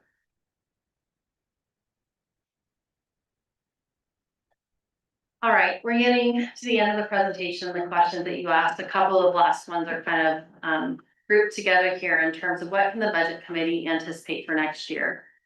The board has governance responsibility, and I think it's important to remember that this budget process allows them to hear your feedback and input, and that's an important piece of this. The board is also an important part of approving of contracts and monitoring hiring. So if I were to go completely rogue and try to hire 10 new staff, the board would have a lot of questions about that and hold me accountable to that. I think the good news with that is that we are a very collaborative team and we do work well together. There's been questions about the TSCC, Tax Supervising and Conservation Commission. They did make an exception for us this year, and typically they would be approving or reviewing the budget before it goes to approval, but they made an exception. They're going to review it after it has been reviewed to be sure there's any feedback that we can use to improve our process. They've also been beneficial in these last few weeks in terms of questions that we've had. Ultimately, we'll need to have further conversation about whether we continue with that and what that looks like. I have appreciated being able to have some touch points with you all during the year. You know that was a new thing for us to have additional budget committee meetings. We met in November and again in February. I think November is a critical point because we will have had 2 months of payroll and we can really have a sense of how things are really starting to look in terms of the budget and how we're dealing with that. So I would propose that we continue to have more conversation in November and in February as we continue to move forward. And then it is possible that we may have to have more reductions, as Pete just talked about. We really hope not. We will have to have ongoing adjustments based on enrollment. We'll see what that looks like, but really that would be more about attrition rather than a RIF scenario. And ultimately, we are hoping that something happens at the state level and we can work to build back staff. So this slide you've seen before. Your primary responsibility is to set the tax rate and approve the budget at the function level. Then it goes to the school board for final approval. And we must have a balanced budget or have a budget in place by June 30th. Does have to be balanced. To maintain long-term solvency as a district, we must move away from temporary solutions and operate strictly within our actualized revenue. This year's budget represents a necessary step in stabilizing our district for the future. In a balanced budget, every addition requires a reduction elsewhere, and making hard choices now helps us avoid even harder ones later. And it's our collective responsibility. And that's the end of our presentation. Okay. Well, we can move on to audience. We can move on to discussion items. And I think to do that, so that we're following Robert's rules, is we should go ahead and make a motion for the budget so that we have discussions and following the procedural requirements there. So is anyone going to? I'll go ahead and do that. All right, thank you. All right. Point of order, are we going right to the vote on the budget? Not going to vote. We're simply going to make the motion. Because we're not supposed to consider something unless it is in the form of a motion, and we're considering a motion. We can, if we aren't saying the number's right or anything else, right? We're simply setting the motion up. And then we'll have the discussion. How is that consistent with the discussion we had last meeting? set up well. Technically, we should have a motion to have discussion as a committee. Or follow rapporteurs. It doesn't change it, it just allows us to do it in the appropriate. And weigh in, Please. the structure here, the goal. Your traditional approach to action items and the purpose of the budget committee is to get to an action item, whatever that might be. Is you do questions, but then as soon as you start any discussion, you should have a motion on the table. So the structure wasn't to force a particular direction of the committee. It was the procedurally covered for the discussion that we're about to have. That was why we kind of proposed getting questions in early to the district so that they could respond. So ideally, there wouldn't be the continuous question loop that we could have discussed too. I don't know if that answers the concern. As long as we're not moving to a vote on the budget. Well, simply. Eventually we are. Right. This is simply setting up the motion. And a second, and then we have the discussion. End of the discussion. Would change. You may amend the motion then, potentially, but you have to start with the motion, you have to start with something that you're going to potentially vote on to have discussion. And then you can amend it if you decide through the discussion, but we start with a motion, otherwise we don't have to act on it. So there can be clarifying questions with the motion, but not getting into discussion. Sorry, can you jump on? So I Sorry. go ahead and you have like. No, go ahead. I think I was gonna clarify, because I know that. If there's anything that's really fun about board work, it's Robert's rules. And I really recommend parliamentary procedure. The reason why it exists is because it's to solve the problem of sticking points. It pushes the committee to a decision. And that decision can be a wide range. Whatever the motion is on the table, it can be rejected, at which point it's dead. It can either be re-proposed at a future meeting, or it can be modified. As Chris said, it can be amended in the process of that discussion. That takes another vote. But just to clarify for the room, it's to propel toward a decision in the procedural way that we've committed to. That was a really fun explanation for a really fun process. Alright, and I think my ask would be, as we work through that, if we find ourselves in the wrong place in the agenda in terms of we are in a motion, but there's something that we need to back out of that for, I would hope the committee will allow whatever maneuvering of the school rules we need to do to make that work. Meeting discussion that does not pertain to the budget. That's the only thing that would be outside of that agenda item. So it felt safe to have. Okay. But I'll let it go. but if you. I'll let it go. We understand that, sir. I'm not kidding. Okay. We'll let it go. Alright. Go ahead and turn your mic off, because it always makes it quiet for people. Alright, so I move to approve the Gresham-Barlow School District 2026-27 budget as proposed, to establish the maximum total expenditures for each fund as follows. General fund, $185,772,673. Special revenue fund, $59,950,216. Debt service fund, $33,833,275. Capital project fund, $4,600,000, for total all funds, $284,164,164.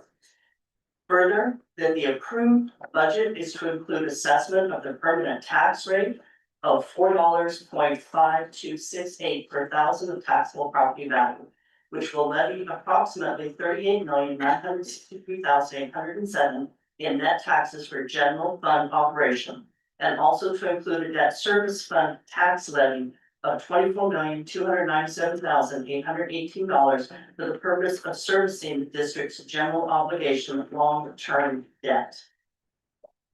For a second on the motion. I'll second. So, Mr. Chair, you have a live motion that can have discussion related to the motion. The motion is approving the budget, not individual line items, but the budget. So if there are questions about the budget, superintendent and financial officer can answer them.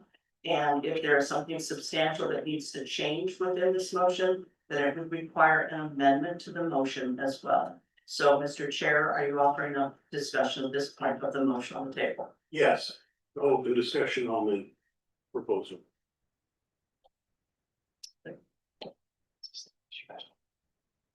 Okay, I'd like to start with a question. I suppose this is a question for administration. As we work toward approval of the budget, I'm interested in how the district is viewing the committee role in the process. Does the administration see this discussion as an opportunity to potentially refine and adjust the budget based on committee perspectives, feedback from the room, or the primary goal to confirm the current budget as presented? I will say we've put a lot of intentional thought and planning into the budget. I think we're always interested in feedback and how that may come into play. And we have to have a budget that remains flexible enough to meet the different things that happen in a school year.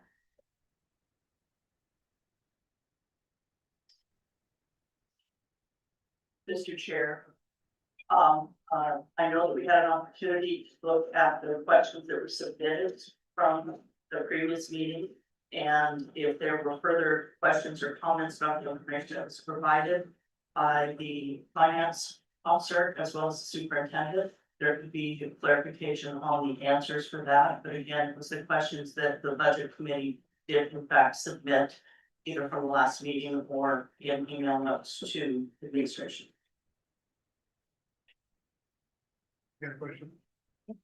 So just for our identification as well as the community, the only things that we are approving are the amounts going into the general fund, special revenue fund, debt services fund, capital projects fund, not going any further into what those expenses are, but just the amounts that are going in there. We disagree with the amounts. That's where we have power. But as far as what specific line items, we do not have that power. Is that correct? That's correct. Why don't we go down? Dan, you got any? In response to questions from the community, both in the last meeting and this one, and questions that I ran into, and understanding the net need in administration to have the flexibility to make movements around to fill spaces and change bottles in order to maintain continuity of programming.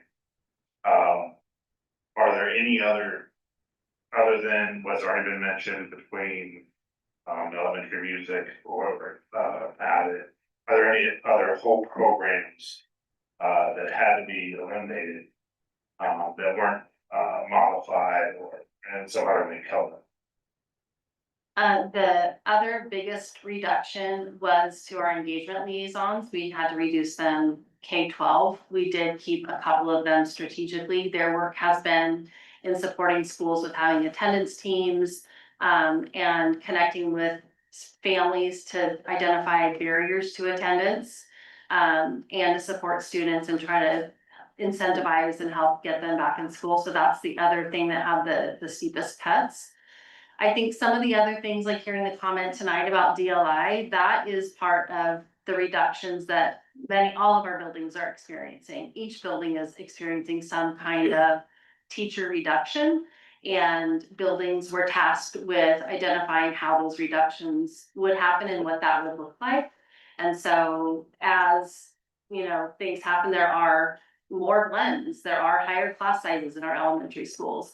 And there are some other programs in middle and high school that are impacted based on either low enrollment, or tied to a specific teacher that has been impacted, and there are changes related to that as well.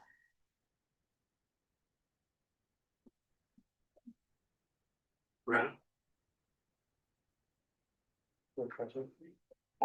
Just a clarifying question, so, and just understanding the role, so when we're looking at the general fund, we're approving the 185, not specifically that 100 is going to instruction line, and is that correct? So the budget committee can make a recommendation to the board to change at that major function level that we've been talking about. So in y'all's deliberation, you could propose, you know, if this much is going to instruction, and if you want more to community service, or if you wanted less to community service and more to support services. Those are things that can be recommended to the board. The board does have the power to change that. However, like was talked about earlier, it's not line item. It's not about, you know, a specific amount of FTE or a specific program or anything like that. And can I just ask a clarifying question on that? Because we do have the June 4th budget hearing. And is that where that question would be brought forward, or is that question brought forward here now? So it's my understanding that there is some flexibility. The committee now can say to the board, this is what we are, you know, proposing or approving, and then board, we want you to look at X, Y, and Z, or the committee could say, this is what we want to do, and then the board can, you know, go for it as proposed or as adopted, as it were. Well, I want to be careful with the word adopt, but I think we'll be as approved. There we go. Actually, the board is just another budget committee member at this level. Right, the board meeting is the board meeting where we adopt the budget. Correct. But at this meeting, in essence, the board is the same as the budget committee. That recommends to the board. Here, My turn? your turn, sir. So would I turn around and ask the question to the other budget committee members? Because we haven't had individual conversation about changing any of the line items or making that request that you just said. So I'd be curious if Nick or anybody else necessarily did, because once again, the same thing I said last year, this is a trust issue. This is a big, huge trust me, I've done a lot of work, and I mean, and I trust, you know, I've seen you work for the last 4 years, Pete, and I know that you have a good heart and that you're trying to shoot things in the right direction. I just have a trust issue if the community feels that what they're trying to communicate is not being heard. But when you look at somebody and say, I hear you, without an action behind that, it means nothing.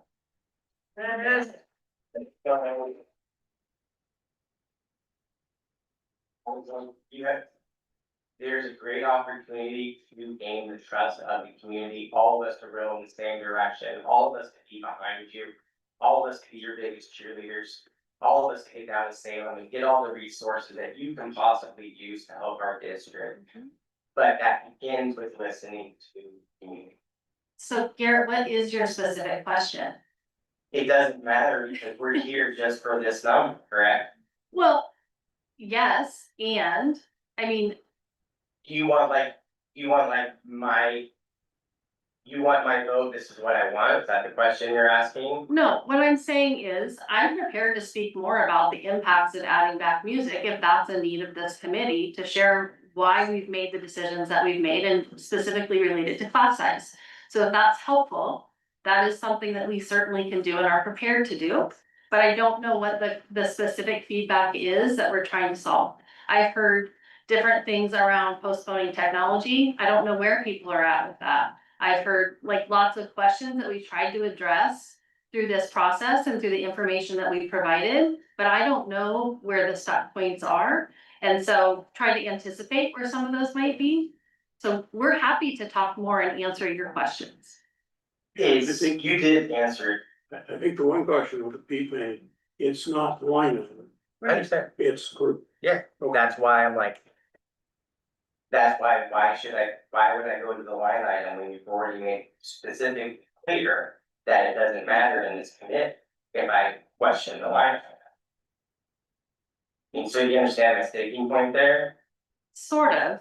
I mean, I think. I was like, my thing is you already made mention that that music education at halftime is not an option. I said that it would require 4 additional FTE. Mhm. And then we went on to explain the impact of additional FTE and additional costs and what that would mean for other parts of the budget. Mhm. Okay, so you're saying that that situation, okay, I mean, you're making the difficult decisions and I get it. And I was like, I would just disagree that it is worth it. And I just leave it at that.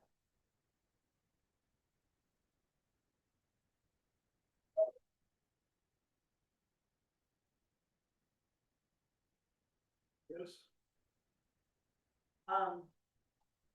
So at this point, what we have is the information about the money that we have available and the various funds that it is allocated to general fund, special revenue, debt service and capital projects. Until this portion is through this motion, that's where the dollars are and where we're going.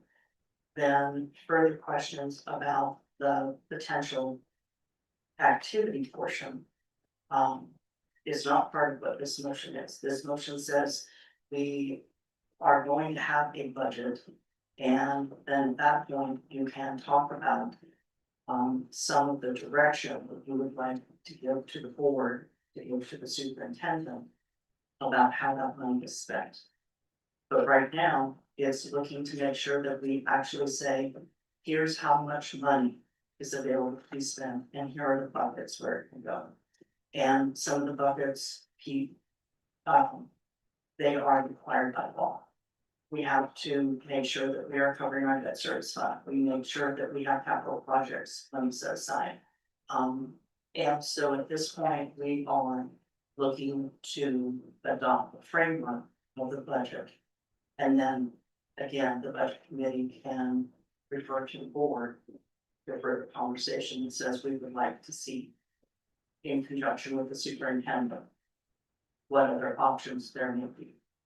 And that's part of that June meeting, but that's also part of the board going back and saying here's what we have, but without having an actual budget, we're just talking about numbers. So this is the point that we are at, is that we need to say, yes, this is the budget as proposed on how we want to do things. The only changes that we could have made in this, we're moving more money into the capital fund, moving more money in or out of the debt service fund, doing more money moving it around, but the money that we have is the money that we have. And here's how it's going to calculate. Okay. Yeah. My question would then be, how do we communicate that to the board? Is that during the 3-minute, like, opportunity to speak to you? Or like, how do we, as the budget committee, when you're at the position of the board, how do we communicate that information to you? I believe that would be for June 6th.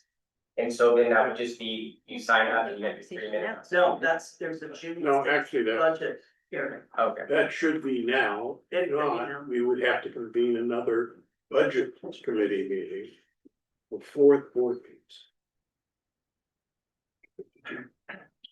Yeah, I think The it's June well meeting within. is not, sorry, the June meeting is the budget hearing. Yes, Is prior to the Yes. actual board meeting. because your budget hearing is when you will approve. The budget hearing is when we listen to final comments about the budget. Okay. Then the budget itself is part of the board agenda that night, Gotcha. but the hearing is the further conversation. Yeah, I think it's within the purview of this discussion though, to kind of get that, solicit that feedback. I would like to understand where the committee stands, and I think it's, it could, I hear what you're saying, Chris, and I think we're fitting within a procedural context, but I think there's something that could be felt disingenuous if we kind of just suddenly mask it with the numbers and say, you know, however, this community engagement, what these last 2 weeks have brought to the committee and all the way back to January, this is kind of where we have to get that input to me. And I think I just jump into my own discussion, if that's all right, unless somebody. I have a question, but you can start. You want to keep wrapping? Yeah, let's just go around really quick. Heather? Yeah, I would like to get more understanding on the impact of leaving music at halftime. I understand that, we can't swap the EA positions for music teachers, but I believe the superintendent said that she could drill down on what the impact would be for music at halftime, because due to my strong conviction for community and all of the testimonies and all of the personal conversations that I've had with community related to the importance of keeping music in elementary, I really think that it is necessary to completely drill down and let this community understand what the repercussions of keeping music halftime, like what that looks like.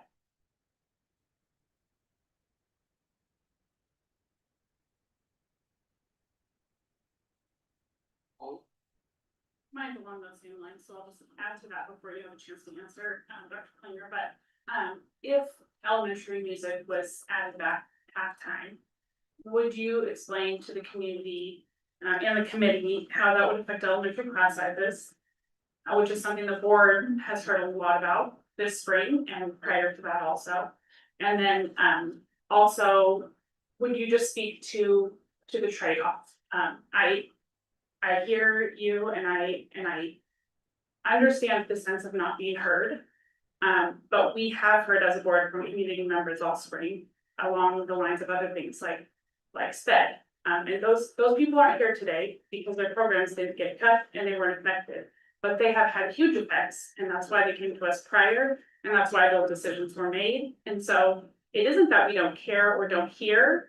No, I'm not questioning your heart. I understand, but there could be that question, and so I'm just saying. There was a lot of care and those decisions were made because of the trade-off. It's not because we don't value elementary music. I greatly value elementary music. I greatly value the culture it brings and the community it brings. Unfortunately, the situation is we have to cut something. And nobody wants to do that. Tracy most of all. So would you just speak to that a little bit for the community, please? Are you wanting me to do that now? Whenever is Or most come back, appropriate. you want me to just come back to that? Why don't we? Okay. I will pass to bear that. Okay. Right. My comments will echo what Heather and Connie said. You know, I'd like to hear about, you know, what adding 4 FTE to music would mean in terms of, you know, potential areas that would be cut. You know, so we can have a discussion about it. Baden? I'll apologize up front, because I have a lot of questions, and you guys can notice I, do a lot of that. That said, what Gary from some of the others here, like, okay, I don't like any of the cuts, no. But, the alternative to this kind of that, and I get some reason to lose a job, so a lot of my questions have to deal with things that are not student to teacher context, like we have an extra school, we have 2 schools half full. My question on this, why we have 2 schools half full? That's diverted money from being in front of kids. And so I work in tech, that's what I do. And I've been on 10+ year, $25 million projects doing IT. I think the spending lots of money all at once, there might be some efficiencies gained by doing it, but you hire extra staff to then process. 1,000 computers at once. And I've worked around IT for a long time. We buy a replacement cycle. We replace things that are broken first, things that can't be upgraded is next. And that way we spread the cost out. And you can do multi-year purchase agreements. My employer does that. I've worked for previous places that do that as well. You don't have to be large to give that thing, give 1,000 employees, you're large. Yeah, you have some leeway. And one thing I've heard from multiple parents is they would like to see us get rid of Chromebooks from elementary schools. And I don't know if they have tablets too, but yeah, I work in tech, I'm all about it, but I would have to agree as a parent, I don't really want to spend that kind of technology money to a kid who would only want to have it. And I'm sure all of our questions as well. So, thank you.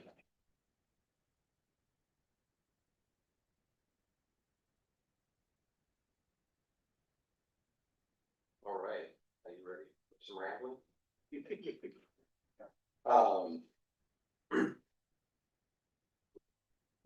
And first, I'm an enormous fan of our music programs. If you're just tuning in, you might have reason to doubt that. But if you look at the last 9 years of me sitting up on that dais and celebrating the achievements of our students in our music programs, my record will stand. I have 2 students who participate in our music programs. Students who have, in different episodes, have gone to school for the express purpose that they're involved in our music programs. So the question of valuing it isn't the issue. The issue is when you're bleeding out, what do you triage? And I don't love the answer. I actually despise this answer. It doesn't mean that there's a better one. And that's, I think, the difficult position that I'm in. And I know I'm not gonna get snaps and claps for any of this because it hurts equally. The stark reality is, and this is not intended, by the way, budget committee to be persuasive in the least. This is explanatory, purely. You vote, they're part of your conviction and what you think. The stark reality is 40+ years ago, people sat in a room like this and voted to guarantee benefits that were inherently unsustainable. And generations of people have come along and known that they were unsustainable and did nothing. And there were voices, quiet voices in the room saying, this will hurt our kids and grandkids, and they did nothing. And now the can's been kicked. And we're feeling the crush of it. It's landed on our shoulders. It's going to land on our kids' shoulders. It's not a problem that's going away here. I too have wrestled with how do you restore it? What is halftime school? What halftime music look like at the elementary level? What would it happen? I think we're having the same conversation next year. I think we're under the same pressures that we're under this year, next year. I think we're kicking the proverbial can one more time. And I understand the pressure. I feel it. I've had dozens of conversations with parents and students and educators, legislators. I have a full-time job and I have spent my time doing that. And I have learned some things. I have learned that pockets of this community care deeply about music, education at the elementary level. I've learned that that's a localized issue. I've learned that that's not a universal sentiment. That when faced with the same pressure, we do have families who have said, I know what I'd give up. I don't like it, but I know what I would give up. But please protect class sizes. Please provide behavioral interventions, because that density of kids with high needs or higher needs, it is real and lived every day in our classrooms. We've heard about it for 3 years. We have heard about the impacts of counseling cuts. And there's not a win. But if you're debating what's the courageous decision for me, the courageous decision for me is to recognize the cliff that we're on in a room full of people that I so deeply respect staring at programs that I know mean the world to our students, and yet have to make a decision. That's what courage looks like right now for me, and the budget committee can disagree. Gosh, there's a part of me that kind of hopes the budget committee disagrees, but I'm here to explain why I would vote for this budget, because I watched the process unfold. I've heard the voices, but I see the cliff, and it's devastating. And I want, if you could, in your comments, if you could discuss the issue of program reduction versus the RIF. If they are somewhat separate. Thank you.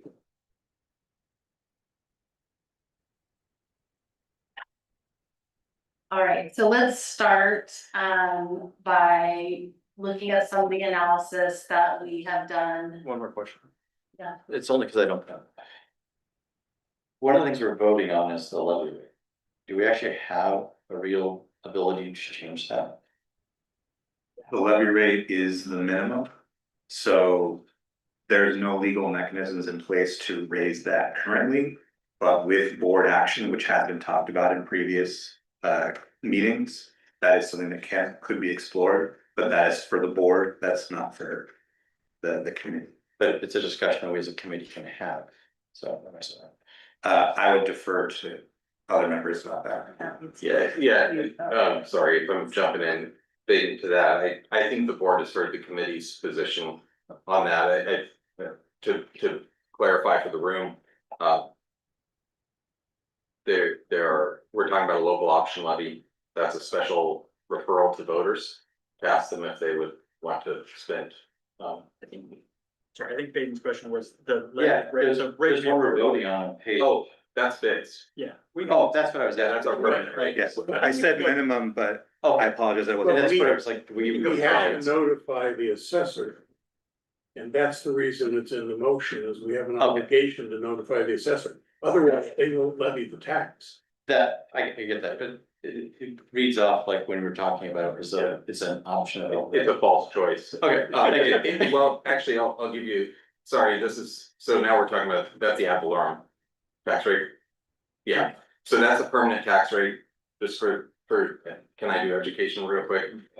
One of the coinciding things that created this cliff too was that, it used to be back in the old days before 1997, I think, a school board could sit around the room and say, we're gonna levy $8 per thousand of assessed value. That's what's gonna meet the needs of our students. And municipalities and taxing authorities did that across the state. They said, well, we've got this need, and in a swell of public opposition to that practice, they came out with Measure 5 and then 50. Earlier in the 90s. Well, 97 is when 50 came, right? Okay. And they said, we're gonna cap it. So we're capped. So we could ask for less, we could levy less. Lake Oswego, fun fact, levies less than their permanent tax rate. But when they set the permanent tax rate, they said, we're gonna cap it at $5 per thousand. No matter what community you're in, it's $5 per thousand. What that means in East County, where our assessed values are less, is we get less. That doesn't fully affect our schools, because the state school fund was then designed to make us whole, to even, and so when Pete talks about the ADM, what does that even stand for? Average daily membership. Average daily membership, so per student, if it's $10,000, $11,000, that's statewide, our local taxes something a little bit. But in the old days, we would have all been here jockeying about what that rate should be too. And then on the debt service fund, that was based on the borrowing we did to do expansion. And those rates are set, but they have to be levied each year, and we have to give county the authorization to do the levy, or they won't do it if we don't do that. Thank you. Okay, Sarah, can we pull up some additional slides? So I want to start by saying that we intentionally added back performing arts specialists to help support this transition and to provide some music opportunities in our elementary schools. It's not ideal, but it is a commitment to working to prepare our fourth and fifth graders for their middle school experiences. If there's more capacity to support more grades, then that's, you know, part of what we could look at. So I do want to just make sure that folks are aware of that. So one of the primary factors for us has really been. Sorry, that's actually something around class size. And. That's the first slide. Yeah. So a little bit of explaining here what's going on here. So with our current proposal, you see on the left our anticipated class sizes across the district. So 51 classrooms with less than 27 students, 30 with 27 to 28, 48 with 29 to 30, and 11 with more than 31 students. So the other thing I want to highlight is what we're trying to do for the fall. So when I described how we went through and evaluated class size, we talked about we had some hot spots where we needed to kind of right size some things. So there were 2 FTE that we intentionally put back at elementary schools, which is reflected in that chart on the right, as well as the 2 FTE that I mentioned in our elementary proposal as adds that we would use to address class size in the fall, bubbles that pop up of students. So if we use those 4 FTE, as is what we have planned or proposed in our budget, you can see the difference in what happens with class size. We have more classes under 27.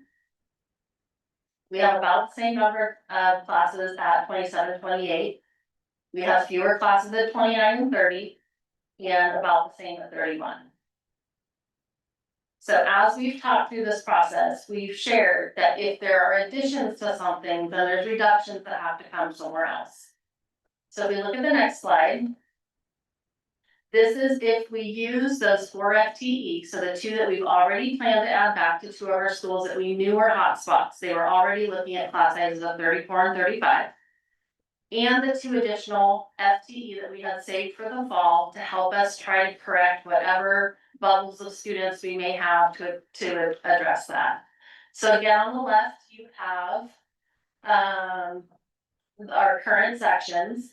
And then when you look at the right, that is adding back halftime music, and that leaves us with no reserves for the fall. The only adjustments we would be able to do in the fall to address class size is to pull teachers from one school and move them to another. When we already have class sizes around 27, 28, it makes it really hard to do that. We usually do that when we're in the low 20s, and that's when we look at moving a teacher from one school to another to help another school with their class sizes.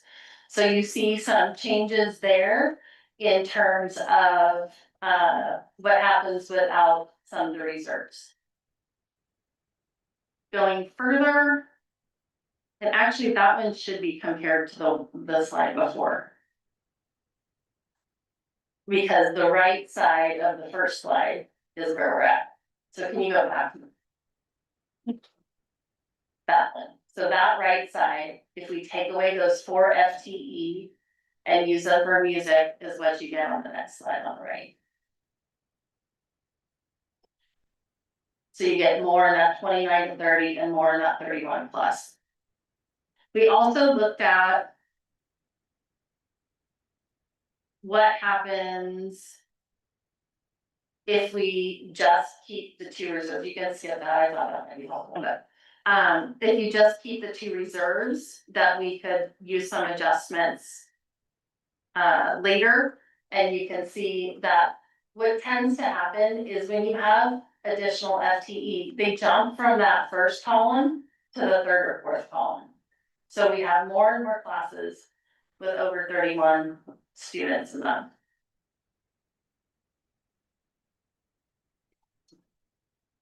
The next one is if we looked back at full-time, no, that would be slide 5.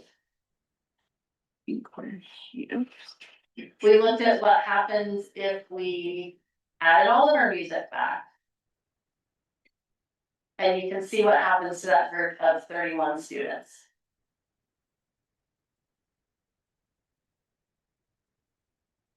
And then the last scenario we did is if we were going to utilize more funding towards something and we chose elementary class size, then by adding $1 million to address class size just in elementary would change things in this way. So we really are looking at class size versus music as one option. We have talked about the need for counseling. There has been a reduction at all levels, elementary, middle, and high school counseling already. We've already reduced emerging multilingual teachers at all of our levels as well. So we'd be looking at class size, or we'd be looking at making reductions at other levels for to compensate for elementary music. So in theory, we could preserve halftime music at elementary at the cost of middle or high school music, for example. So these are the choices that we've been wrestling with in terms of just kind of weighing our options and trying to provide you with information. These class sizes are not ideal. And I think any teacher in here would agree with me, these class sizes are not ideal, and it will take time to recover from these class size adjustments. We are already reducing 9 classroom teachers, which is about 1 per school. Does that help with some of like what the questions are around impact of music? I agree that, probably teachers, I mean, no one is favorable for higher classroom numbers. However, how many times, like, this graph here is showing, under 29-30 on the right side, 31 students, per class, but we know that 31 students are not gonna show up every single day. I mean, and also we're talking about, the school enrollment declining. And so if that is the case, these numbers are just, I don't know how authentic they would be if we're gonna have, school enrollment declining. And also, you know, I can attest that, you know, 29 to 30 kids are not gonna show up every single day in every single classroom, so. Well, our hope is that they do. They really should. They should, we hope they do, and we need to have a desk, and we, regardless of if they're there every day, if they miss school, then we're helping them make up whatever they've missed. So we do need to account for the number of students that are assigned to that class. But I will talk a little bit to your point around how do we even configure this? So we will take our first grade numbers at a school and we'll roll them up to second grade, and our second grade numbers, we roll them up to third grade. So we know how many students we have. And we've had a pretty consistent number of kindergartners coming into our system each year. So we are able to pretty accurately project our enrollment in our buildings and what grades those students will be on or be in, but there are always some surprises. Some of this does account for some of our declining enrollment. And honestly, that would help with this problem, and that might be part of what helps us over time. But we have to plan for 27 to 32 students in our classrooms. We used a ratio of 28-1 to build the projection and the reduction of 9 in elementary. Can I offer? Sorry, Heather, if you're done. Go ahead. I'd like to offer a motion to amend the budget. Do it now, is that how this works? Sure. Alright, I'd like to move to reduce appropriations for transfers out to the technology fund by $920,000 and move that money to function 1,000, which is the instruction category. The justification for that move is that if you add up the technology purchases on the slide, you will get $7 million. the budgeted amount, $8 million. This puts that $1 million out of the transfer fund for technology and moves it over to education.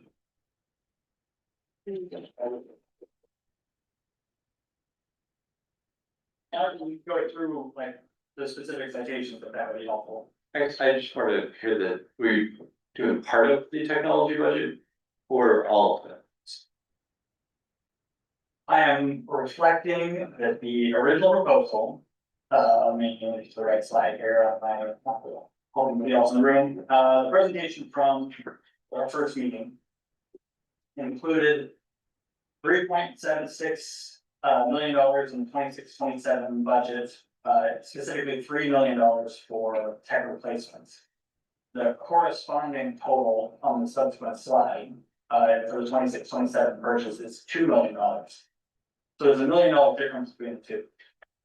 Now, the other piece is that when I asked the question, the difference was driven by wanting to save money for future technology purchases. But if you add up per technology purchases, let me take a quick pause there. So I'll go back there again. I've got a couple of things like this. I want to say what I'm trying to balance with all of the proposals is I'm trying to match the assumptions and commitments that are in the documents with a different way of looking at how money flows. So with that, $3 million for tech replacement is what's on slide 44 from the first presentation. Slide 45 only spends $2 million of that. And the justification was that we're going to need that money in future years, to pay for it. If you add up the spending in 26, 27, the next 4 years, it's $7 million. That can't be 8 that was in that 4-year chart. So there's a little bit of a missing piece of the story that's highlighted in red on that slide that you're referring to, and it says assuming 8% inflation, which is how we get to that $8 million number. So you're assuming that the 2 million, the 1.3 million, the 1.9 million, and the 1.6 million are, as Jeff Gibbs talked about at last meeting, the costs that we can pay, and that those costs will not go up. That is not what the state economists say, and that's not what ODE says, and that's not what my consultation with our IT department says about the impending future years of inflation, particularly around technology. In fact, this question actually came up in the last presentation that we made in April about people, there was a comment about what was going on with the overall tech market and, you know, the availability of RAM, things of that nature. So that is why those numbers are the way they are. It's not static, and I think it would be a little bit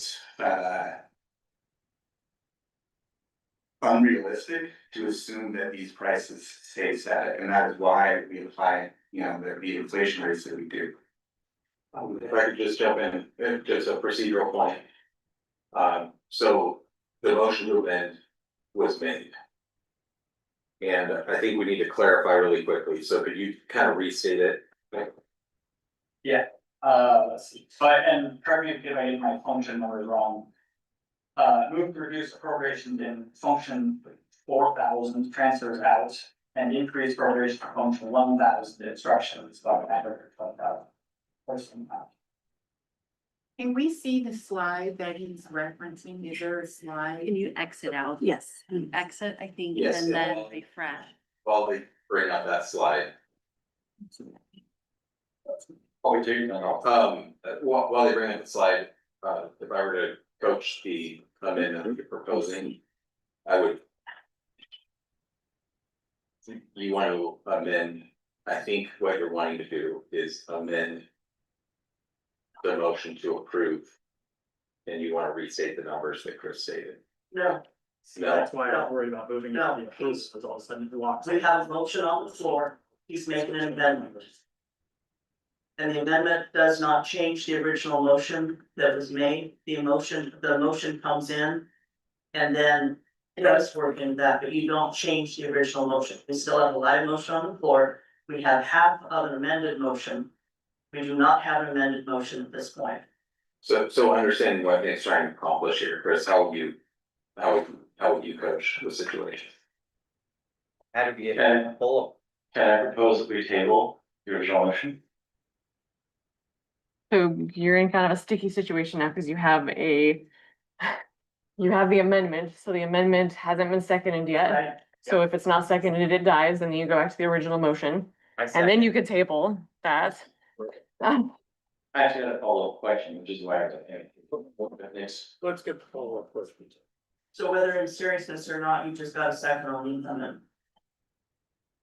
So you now have a line, on the amendment. Yeah. And so the discussion there would be on the amendment.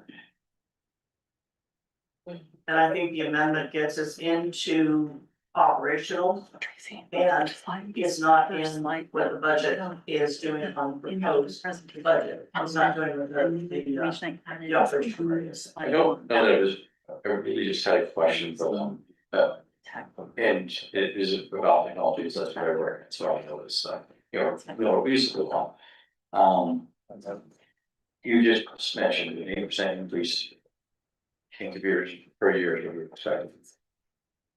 But we're gonna wait a number of years to buy them all at once. And that's what everyone last one. Are we buying computers every year? So the answer is yes. Oh, And that's the detail. so why are we banking money for future replacement then, instead of spending it now? So I tried to address this, but it sounds like the folks are misconstruing or misunderstanding the tenor of what was being talked about. I mean, so the 3 million in the first year is not related to just technology. It is all of the different areas that are in Fund 290 and making it so that the budget for that 4-year adoption, or not adoption, but that 4-year maintenance and replacement cycle is more smoothed out. What it means specifically for technology is that, yes, we are leveraging more because that allows us to leverage those interest rates to save over the next few years. But as you can see here, it's not as clean as everything is being purchased 1 year and that's the end of the story. It's about trying to leverage interest to offset future price increases. The net effect is not particularly substantial. So if, as amended, that is being put on the table, it means that there's challenges with the tech adoption because that 8.037 is our best estimate of what the tech adoption costs over these next 4 years. And we are no longer saving for that as the earlier proposals were made. So that's something that this committee and this board is allowed to say. It gets to the issue of, do we kick cans or do we, do whatever? I have nothing to say about that. My job is to, provide the options. I will draw attention, so most of you have the printed packet, so you can look back at slide 15. So part of it is slide 15 shows the anticipated transfers over the next number of years. So you can see the column for 26-27 shows a total. They're not numbered for us. Oh, There are pages. It's not page 15, It's slide line. The little number on It's- the left. yeah, it's right after transfers and implications of delayed purchases. There's one that says. Sorry, we can't switch back and forth. It looks like It's this. Yes, so part of what Pete was sharing, so if you look at the fund there for 26-27 and you look at 26-27, that top box at the top is the technology box, and there's also a box for curriculum and turf to kind of see the planning that we've done for long-term planning.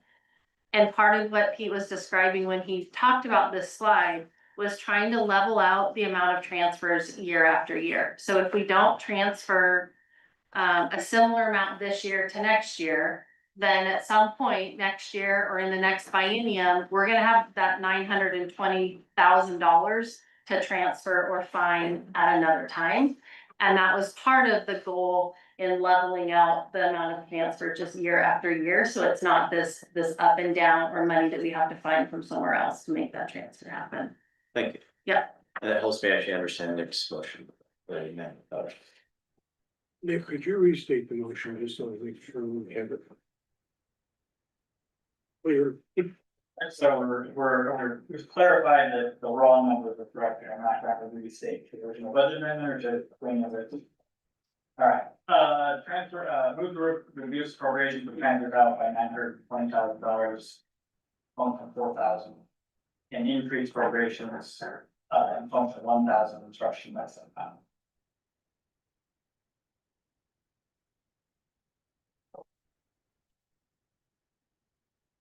Chris, you feel, Garrett second. oh, Garrett, I'm sorry, Garrett second. Garrett second. I'd say, I think there's a balance, sorry. Can you? Pete, can you give us context on, the rotation process for students, Chromebooks? I can't, but there is someone here who can. Perfect. You said they're on a 4-year cycle, they're not all purchased all at once, is there an advantage to doing, the teachers, laptops on that same kind of 4-year rotation? Hi, everybody. Yes, so to start off, we keep technology as long as we can. Right, but it gets to a place where you can't update it anymore with security patches, it isn't compatible with other things. And so naturally, as we accumulated student Chromebooks over the last 10 years, I got to a place where we have quite a big fleet of Chromebooks now. It hasn't been all at once, so it was naturally occurring that we have a dispersion. And you can see from the numbers there, it's lumpy. Right, so part of what this fund is to do is to even out the budget year over year instead of having large expenses and lower expenses for technology replacements. Did I answer your question, or was there nuance there that I missed? Yes, on the student Chromebooks, could you do that same, level of rotation over time on the teacher laptops? Or are those extended already at their approved cycle? We do keep teacher devices as long as we can, and we don't replace them before necessary. So to get to a place where we had multiple year replacement, we would have to do something like a lease, where some districts will lease their devices. Otherwise, we'd have to buy devices early to spread out the replacement purchase. Do you know what the average lifespan of the computers are for the teachers? For teachers, the last ones, I think we kept 7 years. And then we're definitely barely in on that last year. Instead of moving money into a fund for buying, I assume 1,000 Macintosh MacBooks. Would, what would how far would the funding go to spend, a fraction, like a percentage for 1 out of 7 years, you're buying 1/7 of your computer. It seems like that would be less manpower all at once. Manpower, personnel, to go process all those incoming computers and outgoing computers. Plus, you're spreading out the cost over time, and if computers increase 84% per year, you're buying out small chunks at a lower price than it would be 4-6 years from now. Yeah, we have, in school districts, we have a special thing called the summer. Sorry, trying to elevate, but we do have our technology staff work year round, and the summer is when we do a lot of our projects, like replacement computers. So we'll replace staff devices, computers, computer labs, student devices. Do a lot of upgrades during the summer because most of our users and customers that we support are not in. So it's a great time to do both projects like that. So we do tackle all the teacher devices and a few thousand student Chromebooks in the summer very handily. And other years when we aren't doing those projects, we'll be upgrading things, working on our IFPs, which stands for interactive flat panels, which is what we have in every classroom. What other technology upgrades and improvements. So in terms of getting from where we are to a spread out life cycle would be difficult. Because we have in about a year, right, all of our teacher devices are going to need to be replaced. They're going to get to a place where we can't update them anymore. So we can buy devices early and replace them early. Or we can keep them when they're out of date and are compatible with our software and are no longer receiving updates. So it's difficult to get from where we are to a spread out replacement cycle. Jeff, you touched on it a little bit with the, I don't remember what they're called, the flat panels that we have in our classrooms. What other technology associated with us, we have other than Chromebooks and features laptops that we use that money for. And I also just want to make a comment that part of the reason that a lot of them are on replacement at the same time is because during COVID, obviously we bought a purchase, so. Just to connect that. Yeah, we have a lot of technology. We have audio enhancement in the classroom, so all the teachers have a lapel microphone. And that amplifies their voice in the classroom so students can hear it, whether the teacher's looking at them or on the other side of the classroom. We have intercom systems in the buildings, we have security cameras in the buildings, access controls to the buildings. We have servers that run in our telecom rooms that provide services and our applications. Quite a bit. I'm trying to think something.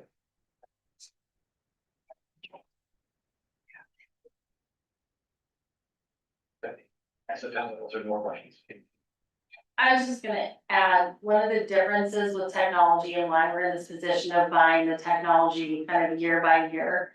Is that we have not been transferring the money that we needed to, like, we made a plan a few years ago, we were having some difficult budget things happening, so we delayed. Some of those transfers which have gotten us to this point, we're playing catch up specifically with technology. With curriculum and turf, it's more of what you described, where it's trying to save up for something that's coming and a looming expense that we know is coming towards us. So there is a difference between technology and the curriculum and turf conversation. Thank you.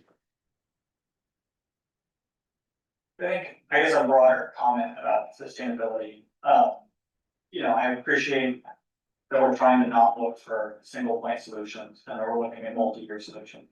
But also at some point, as it was stated repeatedly, the formulas for everything, right? The costs are going to go up faster than the revenue can keep tracking. So if you run that equation out for 10 years and then say, well, what year did we stop cutting? The answer is never, right? Because your formula's correct. Your curves are always gonna be backwards, right? You're always gonna have to cut harder than your revenue's gonna grow. That's just the way it is. Which means there's a balance to how far you sacrifice today to save for your tech purchases in 5 years when the world may look different. Or do you say, okay, a 2 to 3 year horizon's enough for planning because that's multiplying years we can look forward. That's a way we can do this. That's still sustainable. We're not one time taking us on this, but we're prepared for a couple of years. Again, if you try to run that formula out for 10 years, it's not gonna work anyway. So I don't view this as kicking the can. I view this as looking more closely at what fits within a given year and not overburdening this year with out years.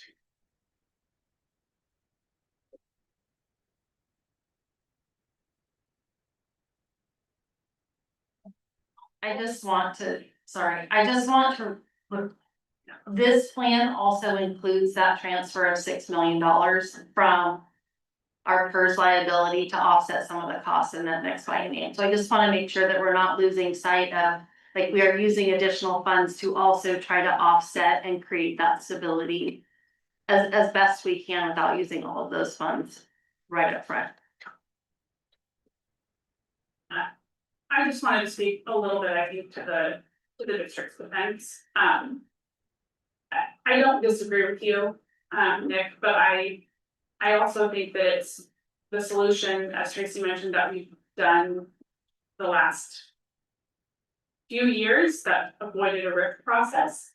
And I think that had we not done those things, we would more often be in the RIF process. The intention, I think, is to stay out of the RIF process and to balance it enough that it's stable, that we're not doing a RIF process every other year or every biennium. whether that will be perfect. Like you said, it won't. But stability is important for students too. The coming and going of programs and the coming and going of teachers, isn't good for students, and we've heard that tonight. So it's trying to prevent that happening yearly. And we can't totally prevent it, but we're trying to do as much as possible for the stability of students, and to model fiscal responsibility. So that's. No, I agree, I'm just, like I said, I think it's a balance, right? It's if you try to make sure your math works in 7 years. You're gonna probably have to cut way too hard this year to make that work, if you try to make it work in 3, it's a different formula. So I'm agreeing, like, don't wanna be in a place where every couple of years we're kind of in a really rough spot again, but I also sort of want to acknowledge the reality of working financial planning. After a couple of years, you kind of already estimating, and there's just too many variables once you stretch out past your figures. So that's where I think I want to be mindful of putting too much emphasis on 2031, which is the first year off this plan. Mr. Chair, I call for the question. On the amendment. That's the motion that's active on the floor right now. Just wanted to clarify that technically transfers are a function of 5,000, so we would want to potentially restate.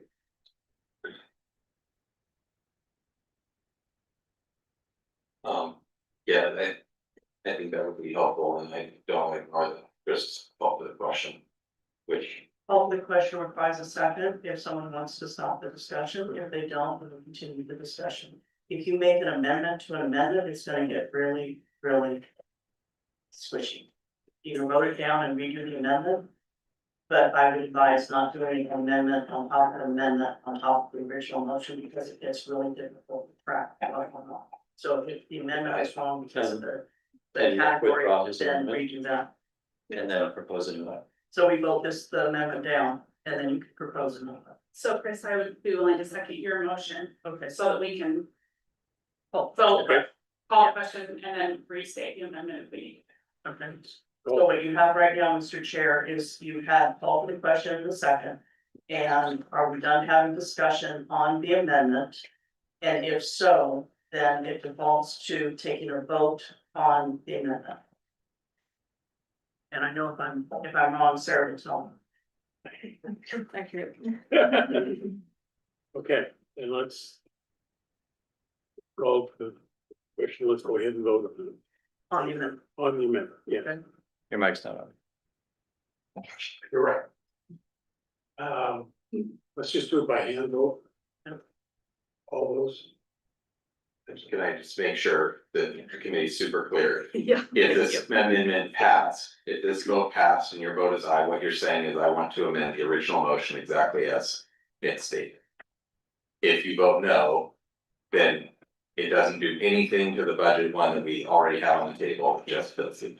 I think that's clear, but I just want to make sure we're all is performing the same routine.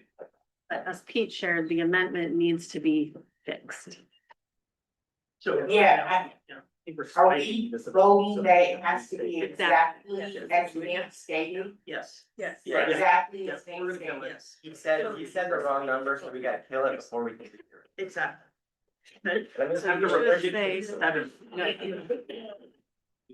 All those in favor, raise your hand. Wait, the amendment. Of the amendment is originally proposed, So John, is that a yes for you, because you're hand in there? saying, He's just demonstrating. I'm just saying Yeah. that. They're both two. Her parts on. so. The yes, I'm getting lost in it. So then call anyone opposed. So you called anyone approved, Anyone opposed? there were no votes, anyone opposed? Anyone opposed? So no, the amendment fails. The amendment fails. I just like to ask for a motion. An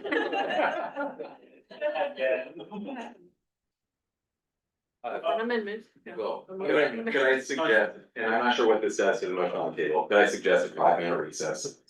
It allow our esteemed colleague to formulate the amendment. Give folks a little bit of a break. and order quickly from Amazon, Robert's Rules of Order. I thought I looked at home, everybody home. So yeah, I propose that we take a recess for 5 minutes, 10 minutes. That's, I agree. Exactly. Yeah.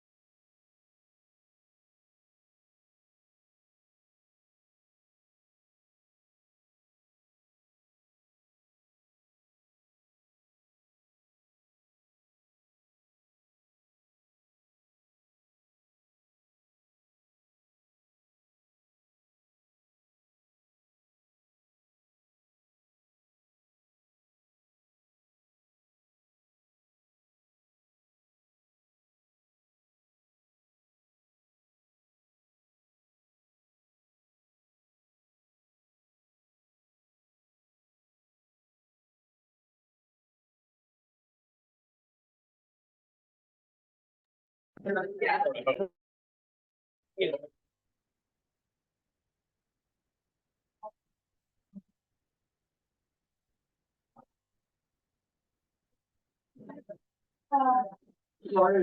the budget meeting?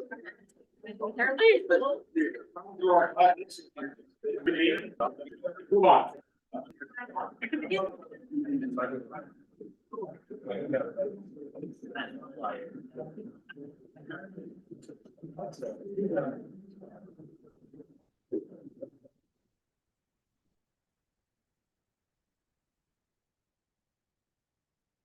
Okay, back, okay, I believe it was up to you there.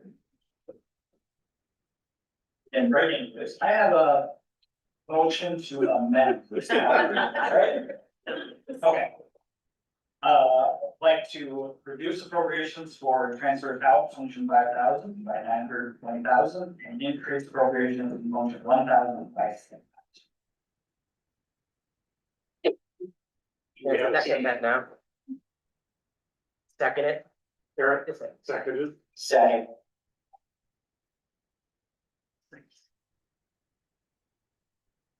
All right. Any discussion? Yeah, like, your opinion on the feasibility of that motion. So, feasibility is quite the word.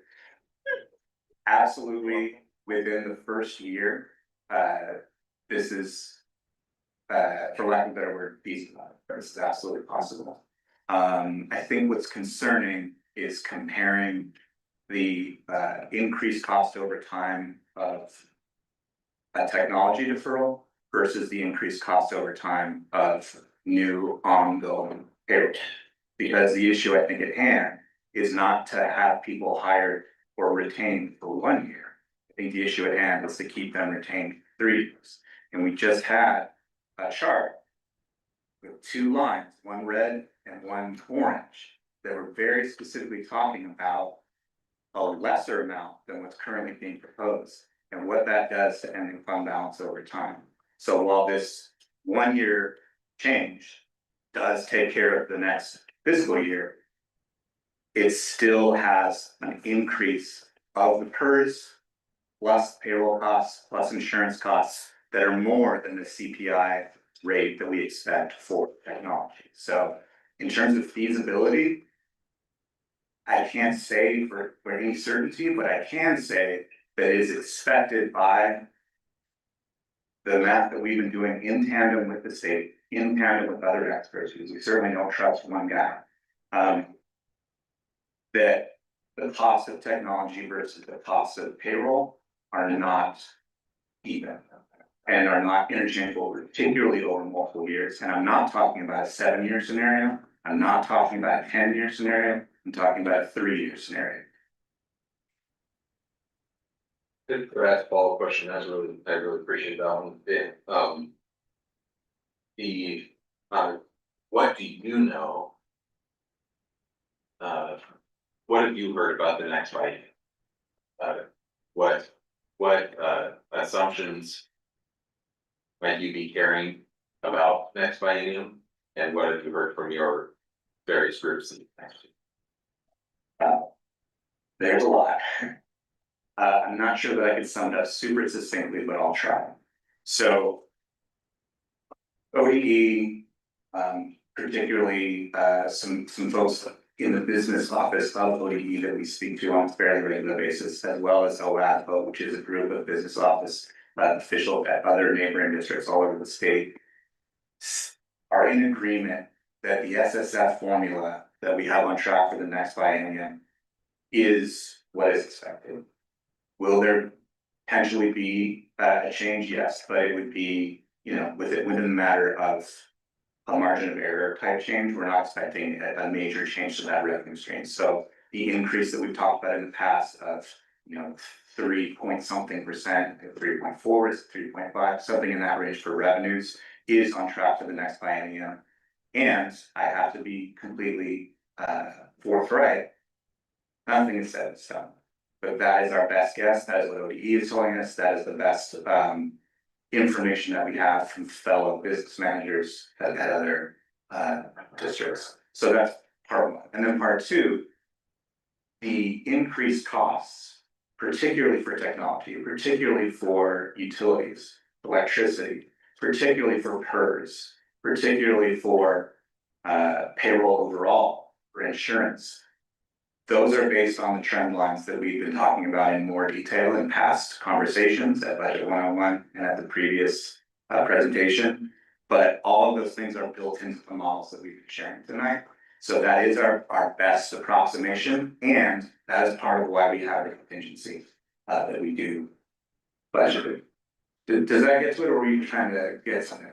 No, I don't, in my conversation with legislators, that seems to be, I've not heard it explicitly stated, but I would imply that they're withholding of the rate, the stabilization fund or the has a lot to do with what's coming. And so that's kind of why I was asking to what degree that's baked in. Okay. Yeah, thank you. Any other questions? Were you referring to that being economic forecast for the next several years? Yes, the economic forecast. I think there's just so much juggling right now. You have the Prosperity Commission, the Prosperity Roadmap. They're deliberating, and there are two very distinct proposals on the table for what that looks like, and it absolutely affects education. One says stay the course. That's coming largely from our public employee unions. Another from the business community. There's overlap, but it's saying our workforce development needs to fundamentally change. That I think there's huge implications from a revenue standpoint, how the state prioritizes. So that's part of that. But I was specifically referring to the education kind of stability fund that people want to tap that reserve. Legislators said it takes a majority, like a whatever, super majority. They don't have the votes, and I'm inferring that that's because they know they're gonna have to tap it aggressively in a couple of years if nothing changes. Thank you. That's my editorializing conversations. And to add on to that, there is great discussion from one of the groups that they want to reduce the cap tax, which directly funds our major 9K and SIA funds. So if we're bringing in less revenue with the cap tax, we're gonna have less revenue here at the schools. So it's not looking pretty. And for that. I would just caution us to not do individual motions on individual line item things. We could wind up going through the entire budget doing that. And it sounds fairly clear to me that the conversation that we're having about how the requests for the cuts were made, the things that were looked at, the stuff that was done. The board can continue to ask the superintendent about that. But I'm very nervous about going in and swapping. I don't have the full budget book in front of me to look at, to see what those line items are. What else we're not moving, not cutting, we're talking about technology in very broad terms. That it, to me, it makes me very uncomfortable, and I plan on voting no on the amendment to get back to the original motion. Okay, with that, let's vote on the. So there's still discussion. I'm sorry. Yeah, so. I'm sorry, I feel like I have to say. But you are comfortable approving the budget. Do you have I'm information comfortable from you to approving the money evaluate? that we have available in the budget. That's all we're approving right now. There's no more money that goes into this general fund, special reserve, debt service, or capital projects. That's all we're approving right now. That's the only thing we're approving. That's not consistent with these comments.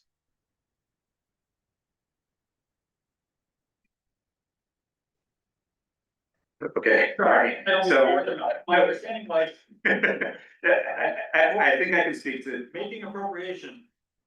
General fund instruction, 100,675,798. This was the one legally binding page. There was a slide that said, this is the one legally binding page. yes, That page. let's be careful. Because in red, on the top of that page, you're referring to. Understood. Right, so that needs to be mentioned as well. So here's where things are a little bit open to the committee and the board to decide in conjunction with each other. And because there's two shapes inside the same body right now. The committee can approve at the level that board member Howell's talking about, and also simultaneously recommend that the major function levels change. Or it can be something that the board discusses when they go to adopt at that June meeting.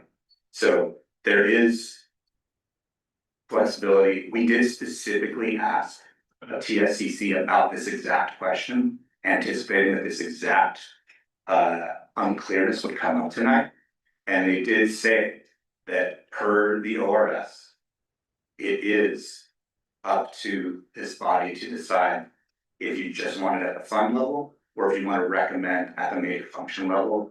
That is not for anyone else to say about this committee.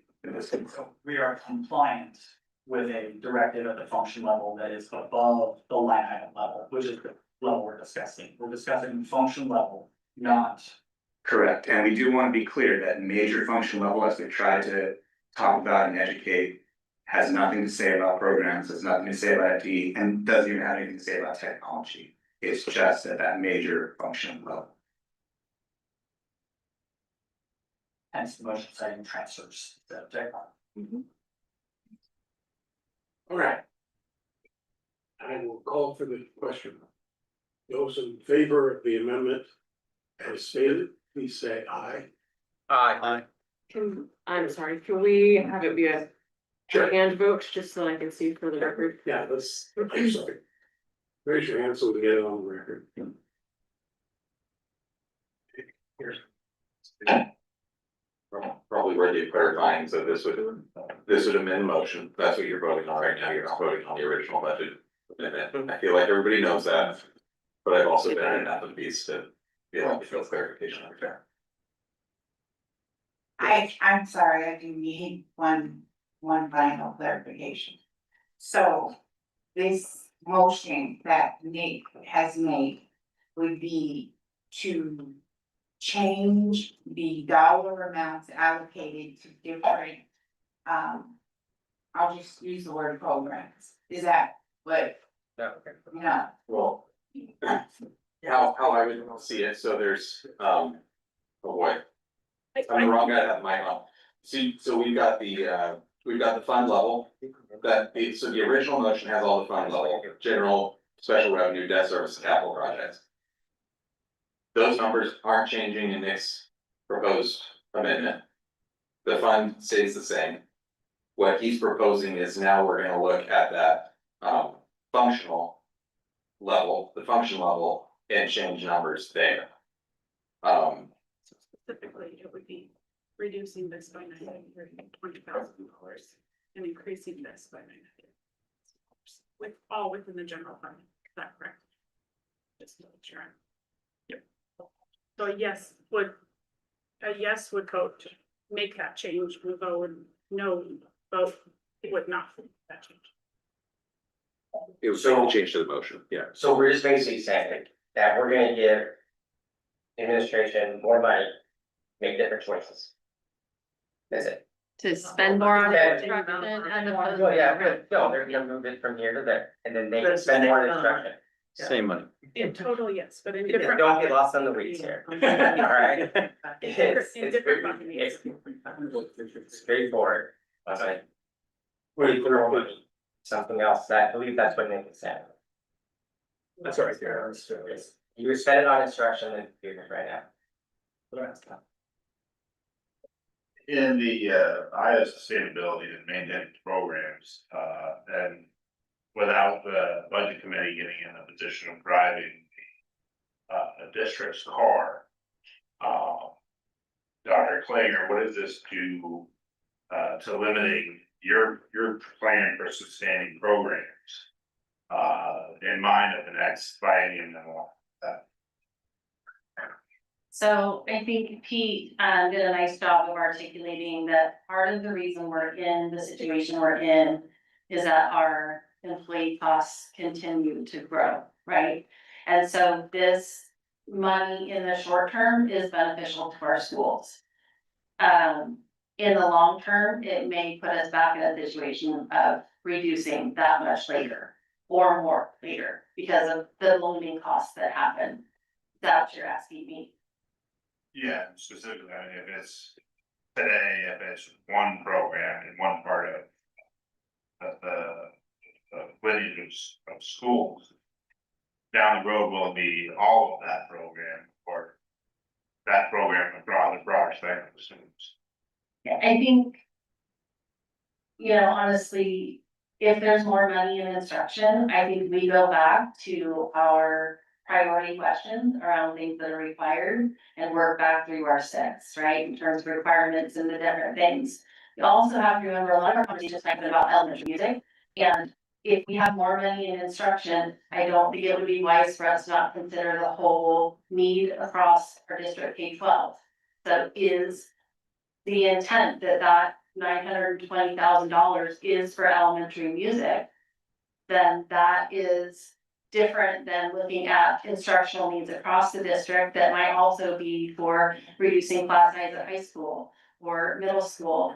We had to repurpose some of our CTE courses to meet some requirements from the state for personal finance and pathways as an example.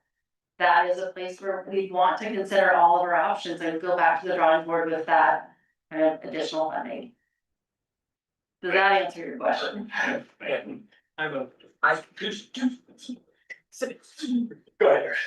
No, just to clarify, I don't think anyone's here saying that we're telling you what to do with the money and we're you're supposed to put it in. Yeah. It's like, we trust you to drive that car. We're not the budget committee getting in your car. I'm just the guy at the gas station trying to put fuel in your car. I get it, and I appreciate it, and it in some ways makes yes, I love more money, right? I gave you a proposal of if I had $1 million for elementary school, what I'd do, I right? believe, yeah, I believe you wholeheartedly. And then I believe what they're saying is that in a couple of years, things are gonna be different anyways. And so we're gonna adjust accordingly. And I mean, and the sky is still falling, but you know what, the world's still gonna spin. We're still gonna be here, we can still do the work. And the board also has different levels that it could possibly pull to make different things happen. And so those are different options. Thank you. I do think we're gonna be in this position of constantly evaluating risk and need and program and all of those things, so. I don't disagree with what you're saying. Yeah. I think I also, so we're on the same page. I think the other piece I wanna just clarify from these my perspective, so the appropriations are maximum limit. So no one's telling you, even with this move of funds, no one's saying spend every dime and drive that thing off the cliff. Like, you are still the experts in what you need to do. I'm providing you more room to do it based on some expertise in this, like viewing budget documents the way I view them, or at least a different alternative to say, okay, here's a different way to look at it. I think you can prioritize things differently, but it's still the expertise that drives it. So just to clarify, there isn't a like spend every dime, hope it works out. Like that's not how this budget function works. So I want to clarify this is the maximum appropriation, not maximum spend. No, I appreciate that, and as you've been talking through it, I've also been, so does it make any sense that it would then go to any fund balance in theory? Like, is it about keeping flexibility in a budget and not having that 920 million locked into something specific? Sorry, what did I say?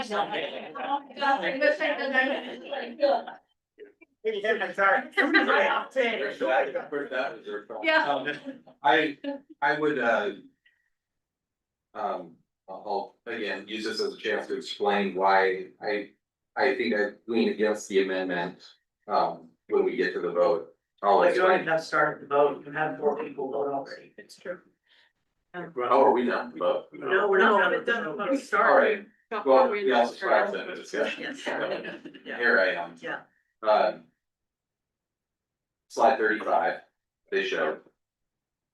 Is that the two, the yellow line and the orange line.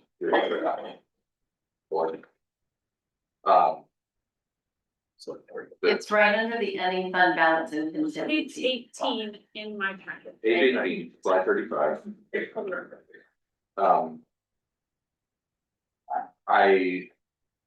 I would say this, I'm hearing at least the sentiment from the budget committee. Whether the amendment passes or not, that before the budget meeting. However this transpires, it would be helpful to have, maybe a bit more context for the board about that orange line, because that's really what we're talking about right now is. What position does it put us in 2 years where, the state mandate is 5%, or is it a mandate or is it a recommendation, 5%, 13? I would say that's a strong recommendation, but Yeah. the board can set it, but I would also say that below a 5% ending fund balance is against every professional organization for a number of reasons, including the very recent federal shutdown, which delayed payments and getting people paid. We just went through it, and that's what we use ending fund balance to do. I think that's a helpful clarification. You don't have to sell me the value of a healthy ending fund balance. But I think regardless, I at least hear the sentiment from the board, from the committee, and I think for the board's sake. Before adopting any budget, I think it would be helpful to have that expanded a little bit. I'll go back. Just to be fair. Let's do those in favor again, so we make sure we have the active value. For terms. Records. Those in favor. Argument.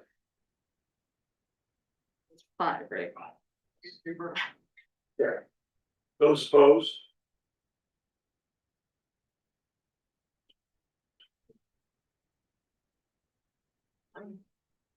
Okay. Okay. Right. Yeah. So the amendment fails. Okay, So that puts you back to the original motion. that's back to the original motion. So. I have another motion. Pardon? I have another motion. All right, Alright. This one's a little bit of a hang with me, so I'll say the text and then I'll kind of get into the thought process behind it. I'd like to move that we reduce the ending fund balance by $1 million and increase the function 1000 instruction by same amount. That stands that. So the rationale here is a couple of the first one is the current budget has about, check my math here.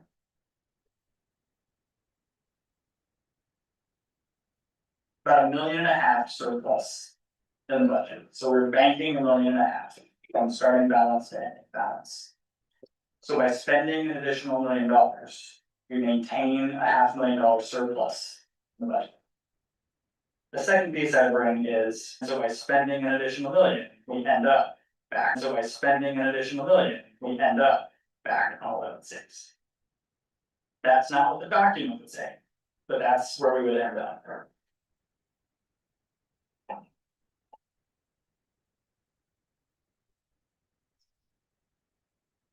Oh, okay, so you'd be proposing an additional $1 million. Lower on the ending fund balance. Oh. Do we know where that puts us percentage wise? That's quick enough. I can work on it while y'all talk a little bit. I mean, the other way to do it, just to like think through it or make more comfortable, right, this 10-1 beginning balance is best guess at time of budget document creation. That's correct. So where the financials sit now, that number is a million low. So Nick, can I speak to you directly? Yeah. So you emailed me, a couple days ago, and you specifically said that the ending fund balance that I had been projecting to the board in prior months had been deteriorated. Was that your word? Yes. So this supposition seems odd, given that you were just emailing me characterizing the ending fund balance as deteriorating. I think that's what I would say is. We're almost $7 million off budget this year. Like, if we're. Not to put too fine a point on it, but if we're all of a sudden concerned about ending fund balance. Why did we get $7 million off throughout the year? Like, I understand that we don't wanna like continue to dig, but. Some of these, like, ultimate values and how far off we are. It's getting worse, but it's also been relatively stable since. Mr. Chair, point of order. It's We have a motion with no second, and we're having discussion on. I'll second it. Yeah. So you now have a second on it. I mean, it's been 5 million since September 3rd. And like, yeah, it's 6 now, but it's been 5 to 7 million for the bulk of the year. So. I think it's a fair question to say, why have we drifted so far beyond that? But I don't think it necessarily changes the. If the forecast is currently 11.2. But you're saying that that's projected to decline, why is that projection not in the financial statement of going forward? So, couple things.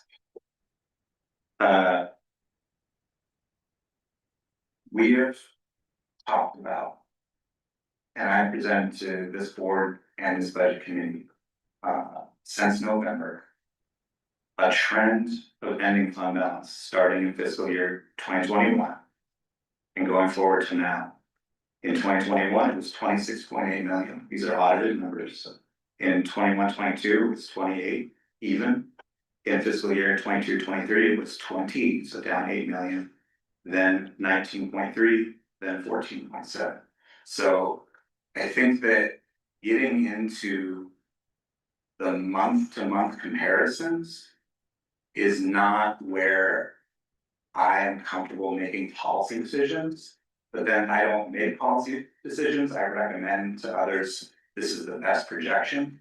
So I worry about getting into month-to-month projections that are unaudited. And we do not know what happens in both the May reconciliation for the SSF, as well as any comments that the auditors might make at fiscal year end.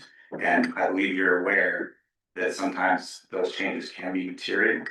So I think we just have a fundamental difference of opinion on, future projections, and that's fine. I think that can be recognized. I don't think either of us are necessarily in bad faith.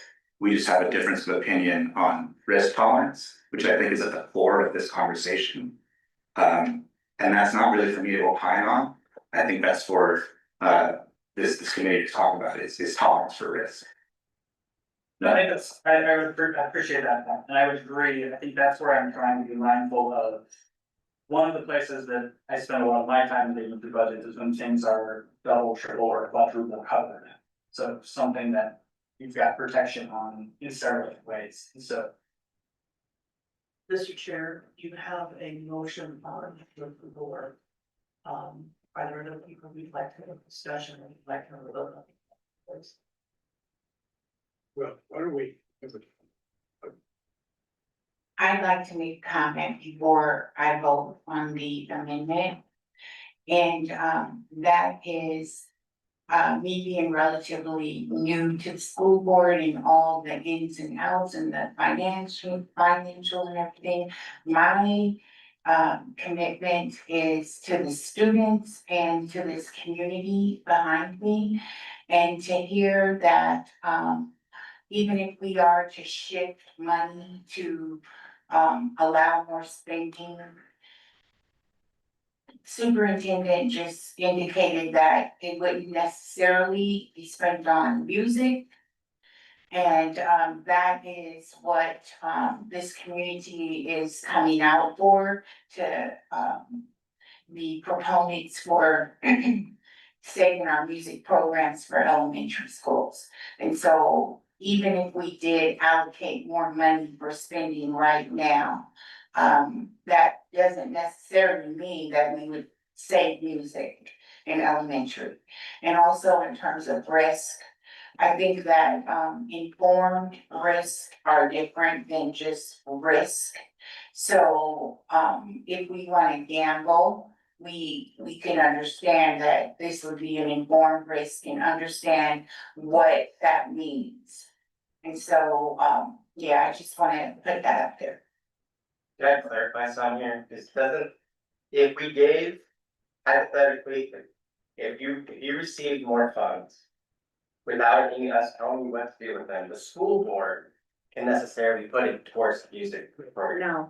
No. Nope. We That's don't beyond our mind that. scope. Okay, so that's beyond, so how, not in this committee, but I'm saying at your next school board meeting. That's beyond our scope. No. Okay, so that scope lands right there, okay. Yeah. Thank you.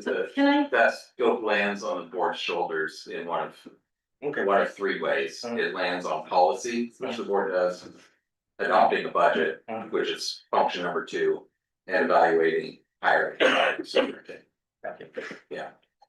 can I just add to the public comment?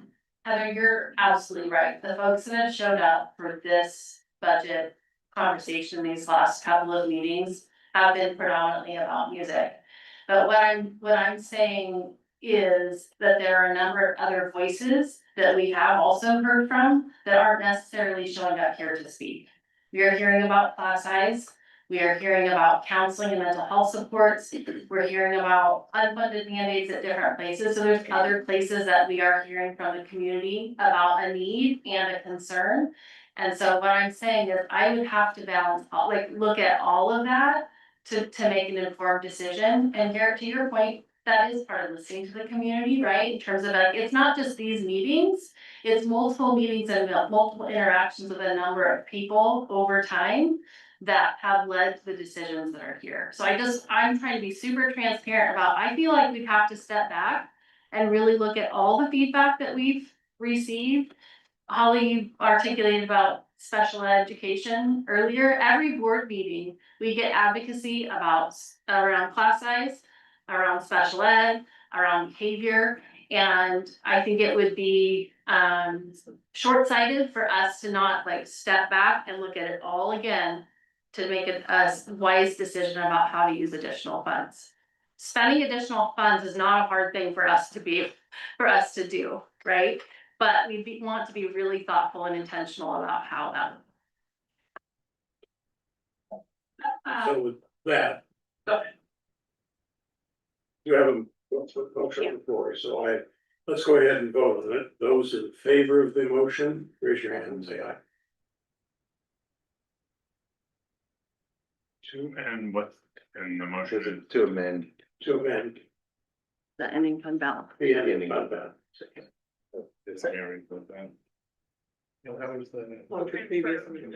Yeah, this is taking the $1.5 million surplus within the budget now and essentially reducing it to that. Yeah. So banking less. And those opposed?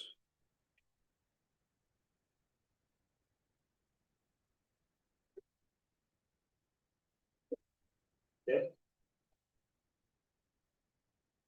With that and looking at the hour. I've got one more, one more motion.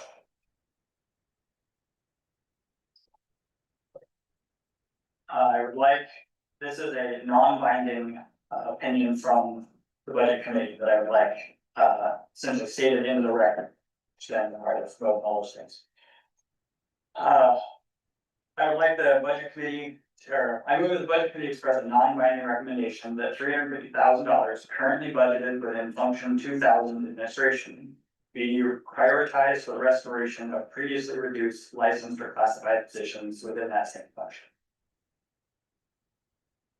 The rationale here is multi-year and a little bit extensive, and so I want to, again, all of these motions are driven from the idea of I'm keeping whole the commitments that we're trying to make, which is why the last one was still about having $11.6 million ending fund balance. It's just also recognizing that we're gonna start with more money.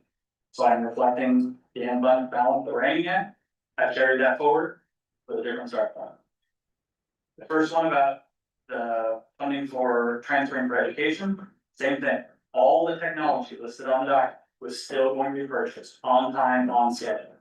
Just for a different set of money, and maybe in 3 years we change the prioritization. So in this case, if we look at last year's budget, go back to last year's budget conversation. One of the places where we had the most consternation is we were eliminating licensed positions. And the admin FTE at the time increased by 3. Yep. This committee had a lot of heartburn about increasing admin FTE while the classified positions or the licensed positions went down. We ultimately attributed that to some kind of budget accounting classification challenge where things and FTEs were pointed in the wrong direction. In fact, your slide earlier tonight pointed out cuts to administration in 25-26. So the budget went up through. Another slide outlined that the cuts across all were equal. And those cuts eliminated the 3 that got added last year that didn't get added. So one of 2 things happened. We added 3 FTE last year, and now we took them back, which makes them a cut. Or we didn't add 3 FTEs last year, and it was fine. So the reason why this amendment is phrased this way. This is the 3 FTE that got added last year. Because cutting those FTEs this year to get back to the same number isn't a real cut if those weren't real cuts. And if you're gonna show the 4 areas as the level and they reflect those 3, it's not level. Mr. Chair, what's the amendment, what's the motion? If that's For their answer. So please, you say the motion. I move that the budget committee express a non-binding recommendation that $350,000 currently budgeted within function 2000 administration be prioritized for the restoration of previously reduced licensed or classified positions within that function. Do I have a second? I'll second. Okay, motion and second. Those in favors? Sorry. All right. Discussion. I just like to clarify, I think that the reduction of 3 that you're talking about was between the 2022-23 and 23-24 school year, when it went from 5.7 to 8.8. And then it was reduced down from 9.2 to 6.2. Is that? No, so 25-26 budget goes from 60.75 admin to 63.7 admin. Yeah. And this is page 3.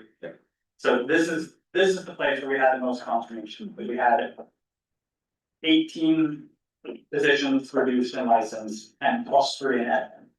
And the specific conversation we had is, wow, the optics on that are awful. That's really bad. We've got to be able to understand why we need additional administrative support if we're going to be making those kinds of changes in licensed staff. And we ultimately said, there's a point, we trust you. Like, this is how this works, we trust you. We understood and believed that this was some kind of, again, I built huge budgets, like sometimes FTEs roll up in a weird spot. Totally get it, and that's part of why I was willing to trust that that's how. This year's budget has 59.2 FTEs in it. That's 0.8 below last year's budget, or year before, so the 24-25, 0.8. Not 3. So that's where that's coming from. I wonder, are we delving into something that is not in the review of the budget committee? Oh, yeah, 100%. We've got a nominee for chief financial officer. But there's an accusation on the table. I prefer that the district leadership address it. I'm not necessarily like citing malfeasance, I essentially just don't want the 0.8 to be taken credit as. We'll go first and go second for I think what I would say is.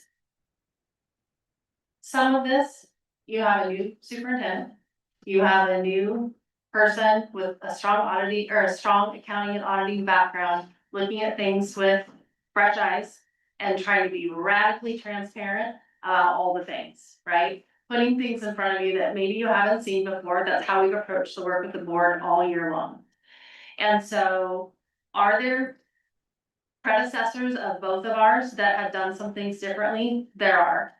What I have tried to show is exactly who those 59 are. You go back to that slide where I had license, not like it's 59.7, I think the budget says 59.2, and probably that's how we account for the cost between a deputy superintendent and a director is probably some of that difference.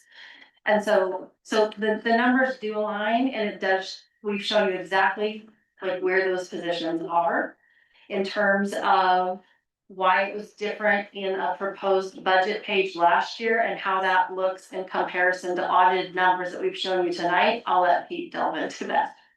So, Nick, you're an incredibly intelligent financial analyst. So as a financial analyst, you definitely understand the difference between bases of accounting and bases of reporting. So comparing budget to budget versus budget to actual is part of, I think, some of this fundamental misunderstanding. So when we're talking in all these slides, we try not to rely on budget numbers. We try to rely always in the past on actual numbers. I fundamentally believe that looking at actuals is a much better predictor than prior budgets, prior plans. That's part of that transparency that Tracy and I are in full agreement about how we give information to the public. And I agree with you that when you're comparing budgets to actuals, there are differences. You're 100% correct about that.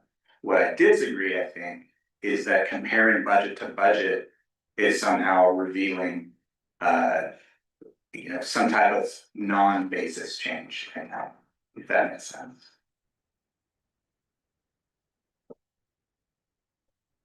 I don't know that I agree. I think what I'm trying to clarify, and the reason why this is non-binding, or at least the reason why I framed it that way is because I'm asking the administration to take a look at how it would implement something to that effect. And the reason why is because it is budget to budget.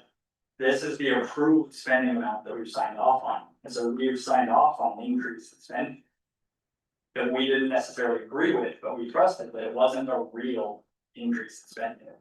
The 63 last year or current year wasn't a real number. There's something about that number that made it not accurate, and that's why it's actually 60.75. So when we talk about a reduction from the current state 63 to the proposed budget 59, that's actually, if what we were told at the last year's budget committee meeting was accurate, that would say actual cut is 60.75 down to 59.2.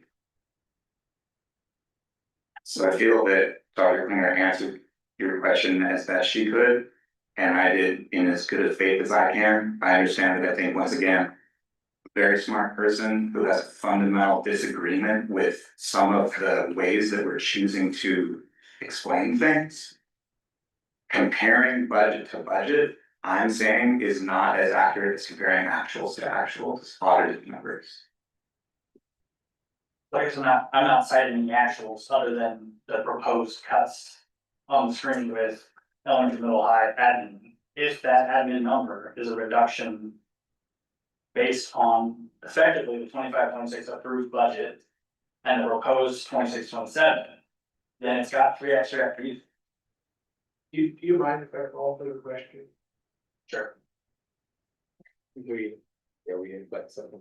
Okay, so, all those in So, is that a second on? There's a second on the call for questions. No second. I'm. second, okay, got that. All right. All those in favor of the motion as stated, please say aye and raise your hand. Who? Those opposed? I abstained on that one. Oh, I'm sorry. All right. So brings us to just about 10 o'clock. The original motion. The original motion, we have two choices. We can ask for the question on that. And if it doesn't pass, then we need to set the next meeting, which we need to do fairly quickly. To have time to have it ready for June 4th, so. It's kind of our choices, so. Let's go with. That's the question. The original motion, which was to improve the budget as.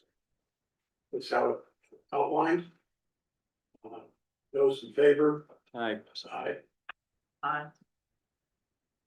I actually wanted to speak. Good. I'm sorry. I was wanting to speak, but you don't. No. I would say, get it tired. So I can or cannot? Yes. Okay. You guys have been great about answering my questions, and I've asked you a lot of questions. And I've asked questions about counseling and about music and about sports and a whole bunch of things. I truly do believe you're trying to do your best here. And so, while you might feel like we're being accusatory, I don't think we are. One of my concerns with this is, and I've witnessed this in my employment history, is that people who are already there get to maintain the benefits they have, and new people get something worse. And I'm concerned that with our K-5 losing music specifically, is that, well, they'll also probably lose it middle school when they get there too, and they'll lose it in high school, or be much reduced. And I've witnessed that with my own children going through the district. 2008 was pretty horrid across the board, whether you were private. There's some financial realities of where we're at. I would say we're in a funding crisis, and you mentioned that you're looking at closing facilities that are underused. I would ask that you expedite the process to realize savings sooner than later.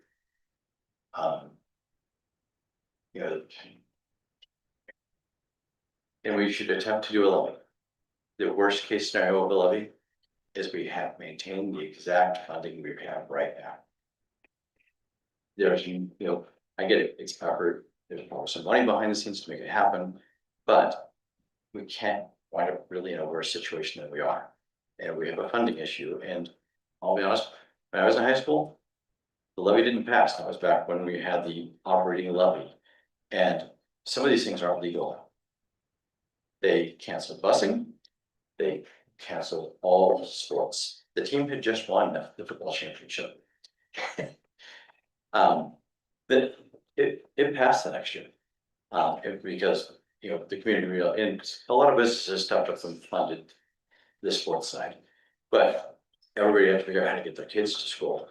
And I know you can't cancel busing, but the thing is, you need to lay out not passing equals these cuts specifically, so the community understands why they aren't paying for it. So, thank you. Just some discussion. Follow on, I hear it from the committee and it's my job to bring back to the board opportunities for these discussions. I hear the local option levy, or I played that card earlier when I misunderstood you. I think that's absolutely a discussion we're gonna have with the board. I would defend, since we came under some direct attacks at our last board meeting. You're right, there are costs behind the scenes, usually $200,000 at the base to get a levy on the ballot. Not necessarily talking about the promotional side of it. And I think the board recognizing our moment has refrained from that conversation, watching Park Rose fail 3 in a row, for example. But yes, and I think what, we're gonna have a vote here. And I think the context that I would just provide to district leadership, if I were presuming, and this is an opportunity for the committee to correct me, is that although the amendments haven't passed, the sentiment still is there. And, you know, we talked about some of those adjustments to the actual instructional dollar amount. What I think might be helpful is some, not back of the napkin, something above that, planning related to what a year-long on-ramp would be. I still hold the position that we're gonna be in the same place next year if we don't make the hard choices today. I'm gonna be really realistic with the community, particularly of educators who are here. The narrative just doesn't stick. We have an affordability crisis in our country. We have declining enrollment. People are hurting. And we have a tough narrative to sell. But if the on-ramp is a levy, yeah, we can have that discussion and see if the board wants to put it in front of voters based on our conversations. I think we could. Anyway, getting back to the task at hand. What would that year-long on-ramp look like with some of these conversations around the budget? What would you propose with that money? What would that process outline? I think that's of value. I guess what I want to say is I hear what the budget committee is saying. We need to bring those conversations back to the board. This isn't the first time that the district's had these conversations. It's been having them since January when you were at the table and we talked about it. It was at that table that I said, please look at this through the lens of what connects kids to their schools. And I will vouch because I sat at a concert with Tracy and John and whoever would go. I sat at the Barlow Winter Concert because I believed in those programs. And to their credit, they've gotten the budget to this point without touching those. That is on purpose. And anyway, I'm rambling. I know that the board, we've got some business to do with the board, but anyway, that was the purpose of my rejection of the amendments and why I was still in favor of this budget proposal. That. Oh, certainly. I'm a parent of 4 kids. And that all grew up in this district, 3 of which are still here. Sometimes, well, oftentimes, being a parent means you have to make the decision that's best for your kid, even when they don't like you for it. And I feel that sitting here in the room today. I appreciate everybody who came. I know some of you personally, some of you have taught my kids. This is not an easy decision at all. But we are listening, and we listened to the people who came to all of our board meetings throughout the year. So not choosing the loud voices that are here today, and I appreciate you being here. I've been in that position. In 2009, I came and did exactly what you were doing for a program that got ahead. So I understand. I've sat in those seats. But approving a budget today or but wording is isn't because we didn't listen. It's because we listened to all the voices cumulatively and are making the choice that we believe is best for the stability of the kids, for the stability of our staff, and it's most sustainable. That does not make it easy. And some of you might be mad at me.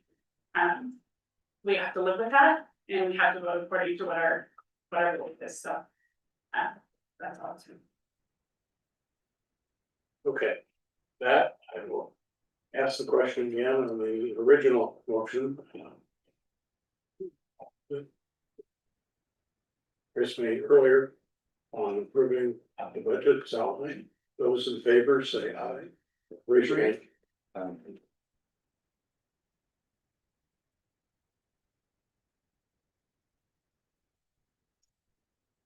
Got it.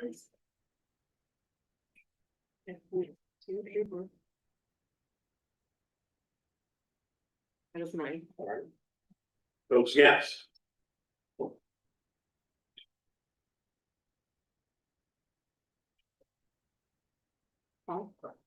Did the chair vote? Yes. So, motion passes as presented. So that would wrap up our work as a budget committee. Unless there were such changes to the budget later on, but the budget committee by statute has to be reshuffled.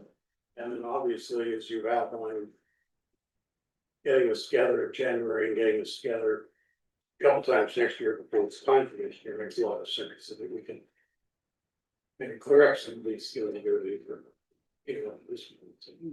That, I thank you, and you're all welcome to come to the meeting. And thank you. All is adjourned, John. Are we adjourned? The meeting is adjourned. Thank you.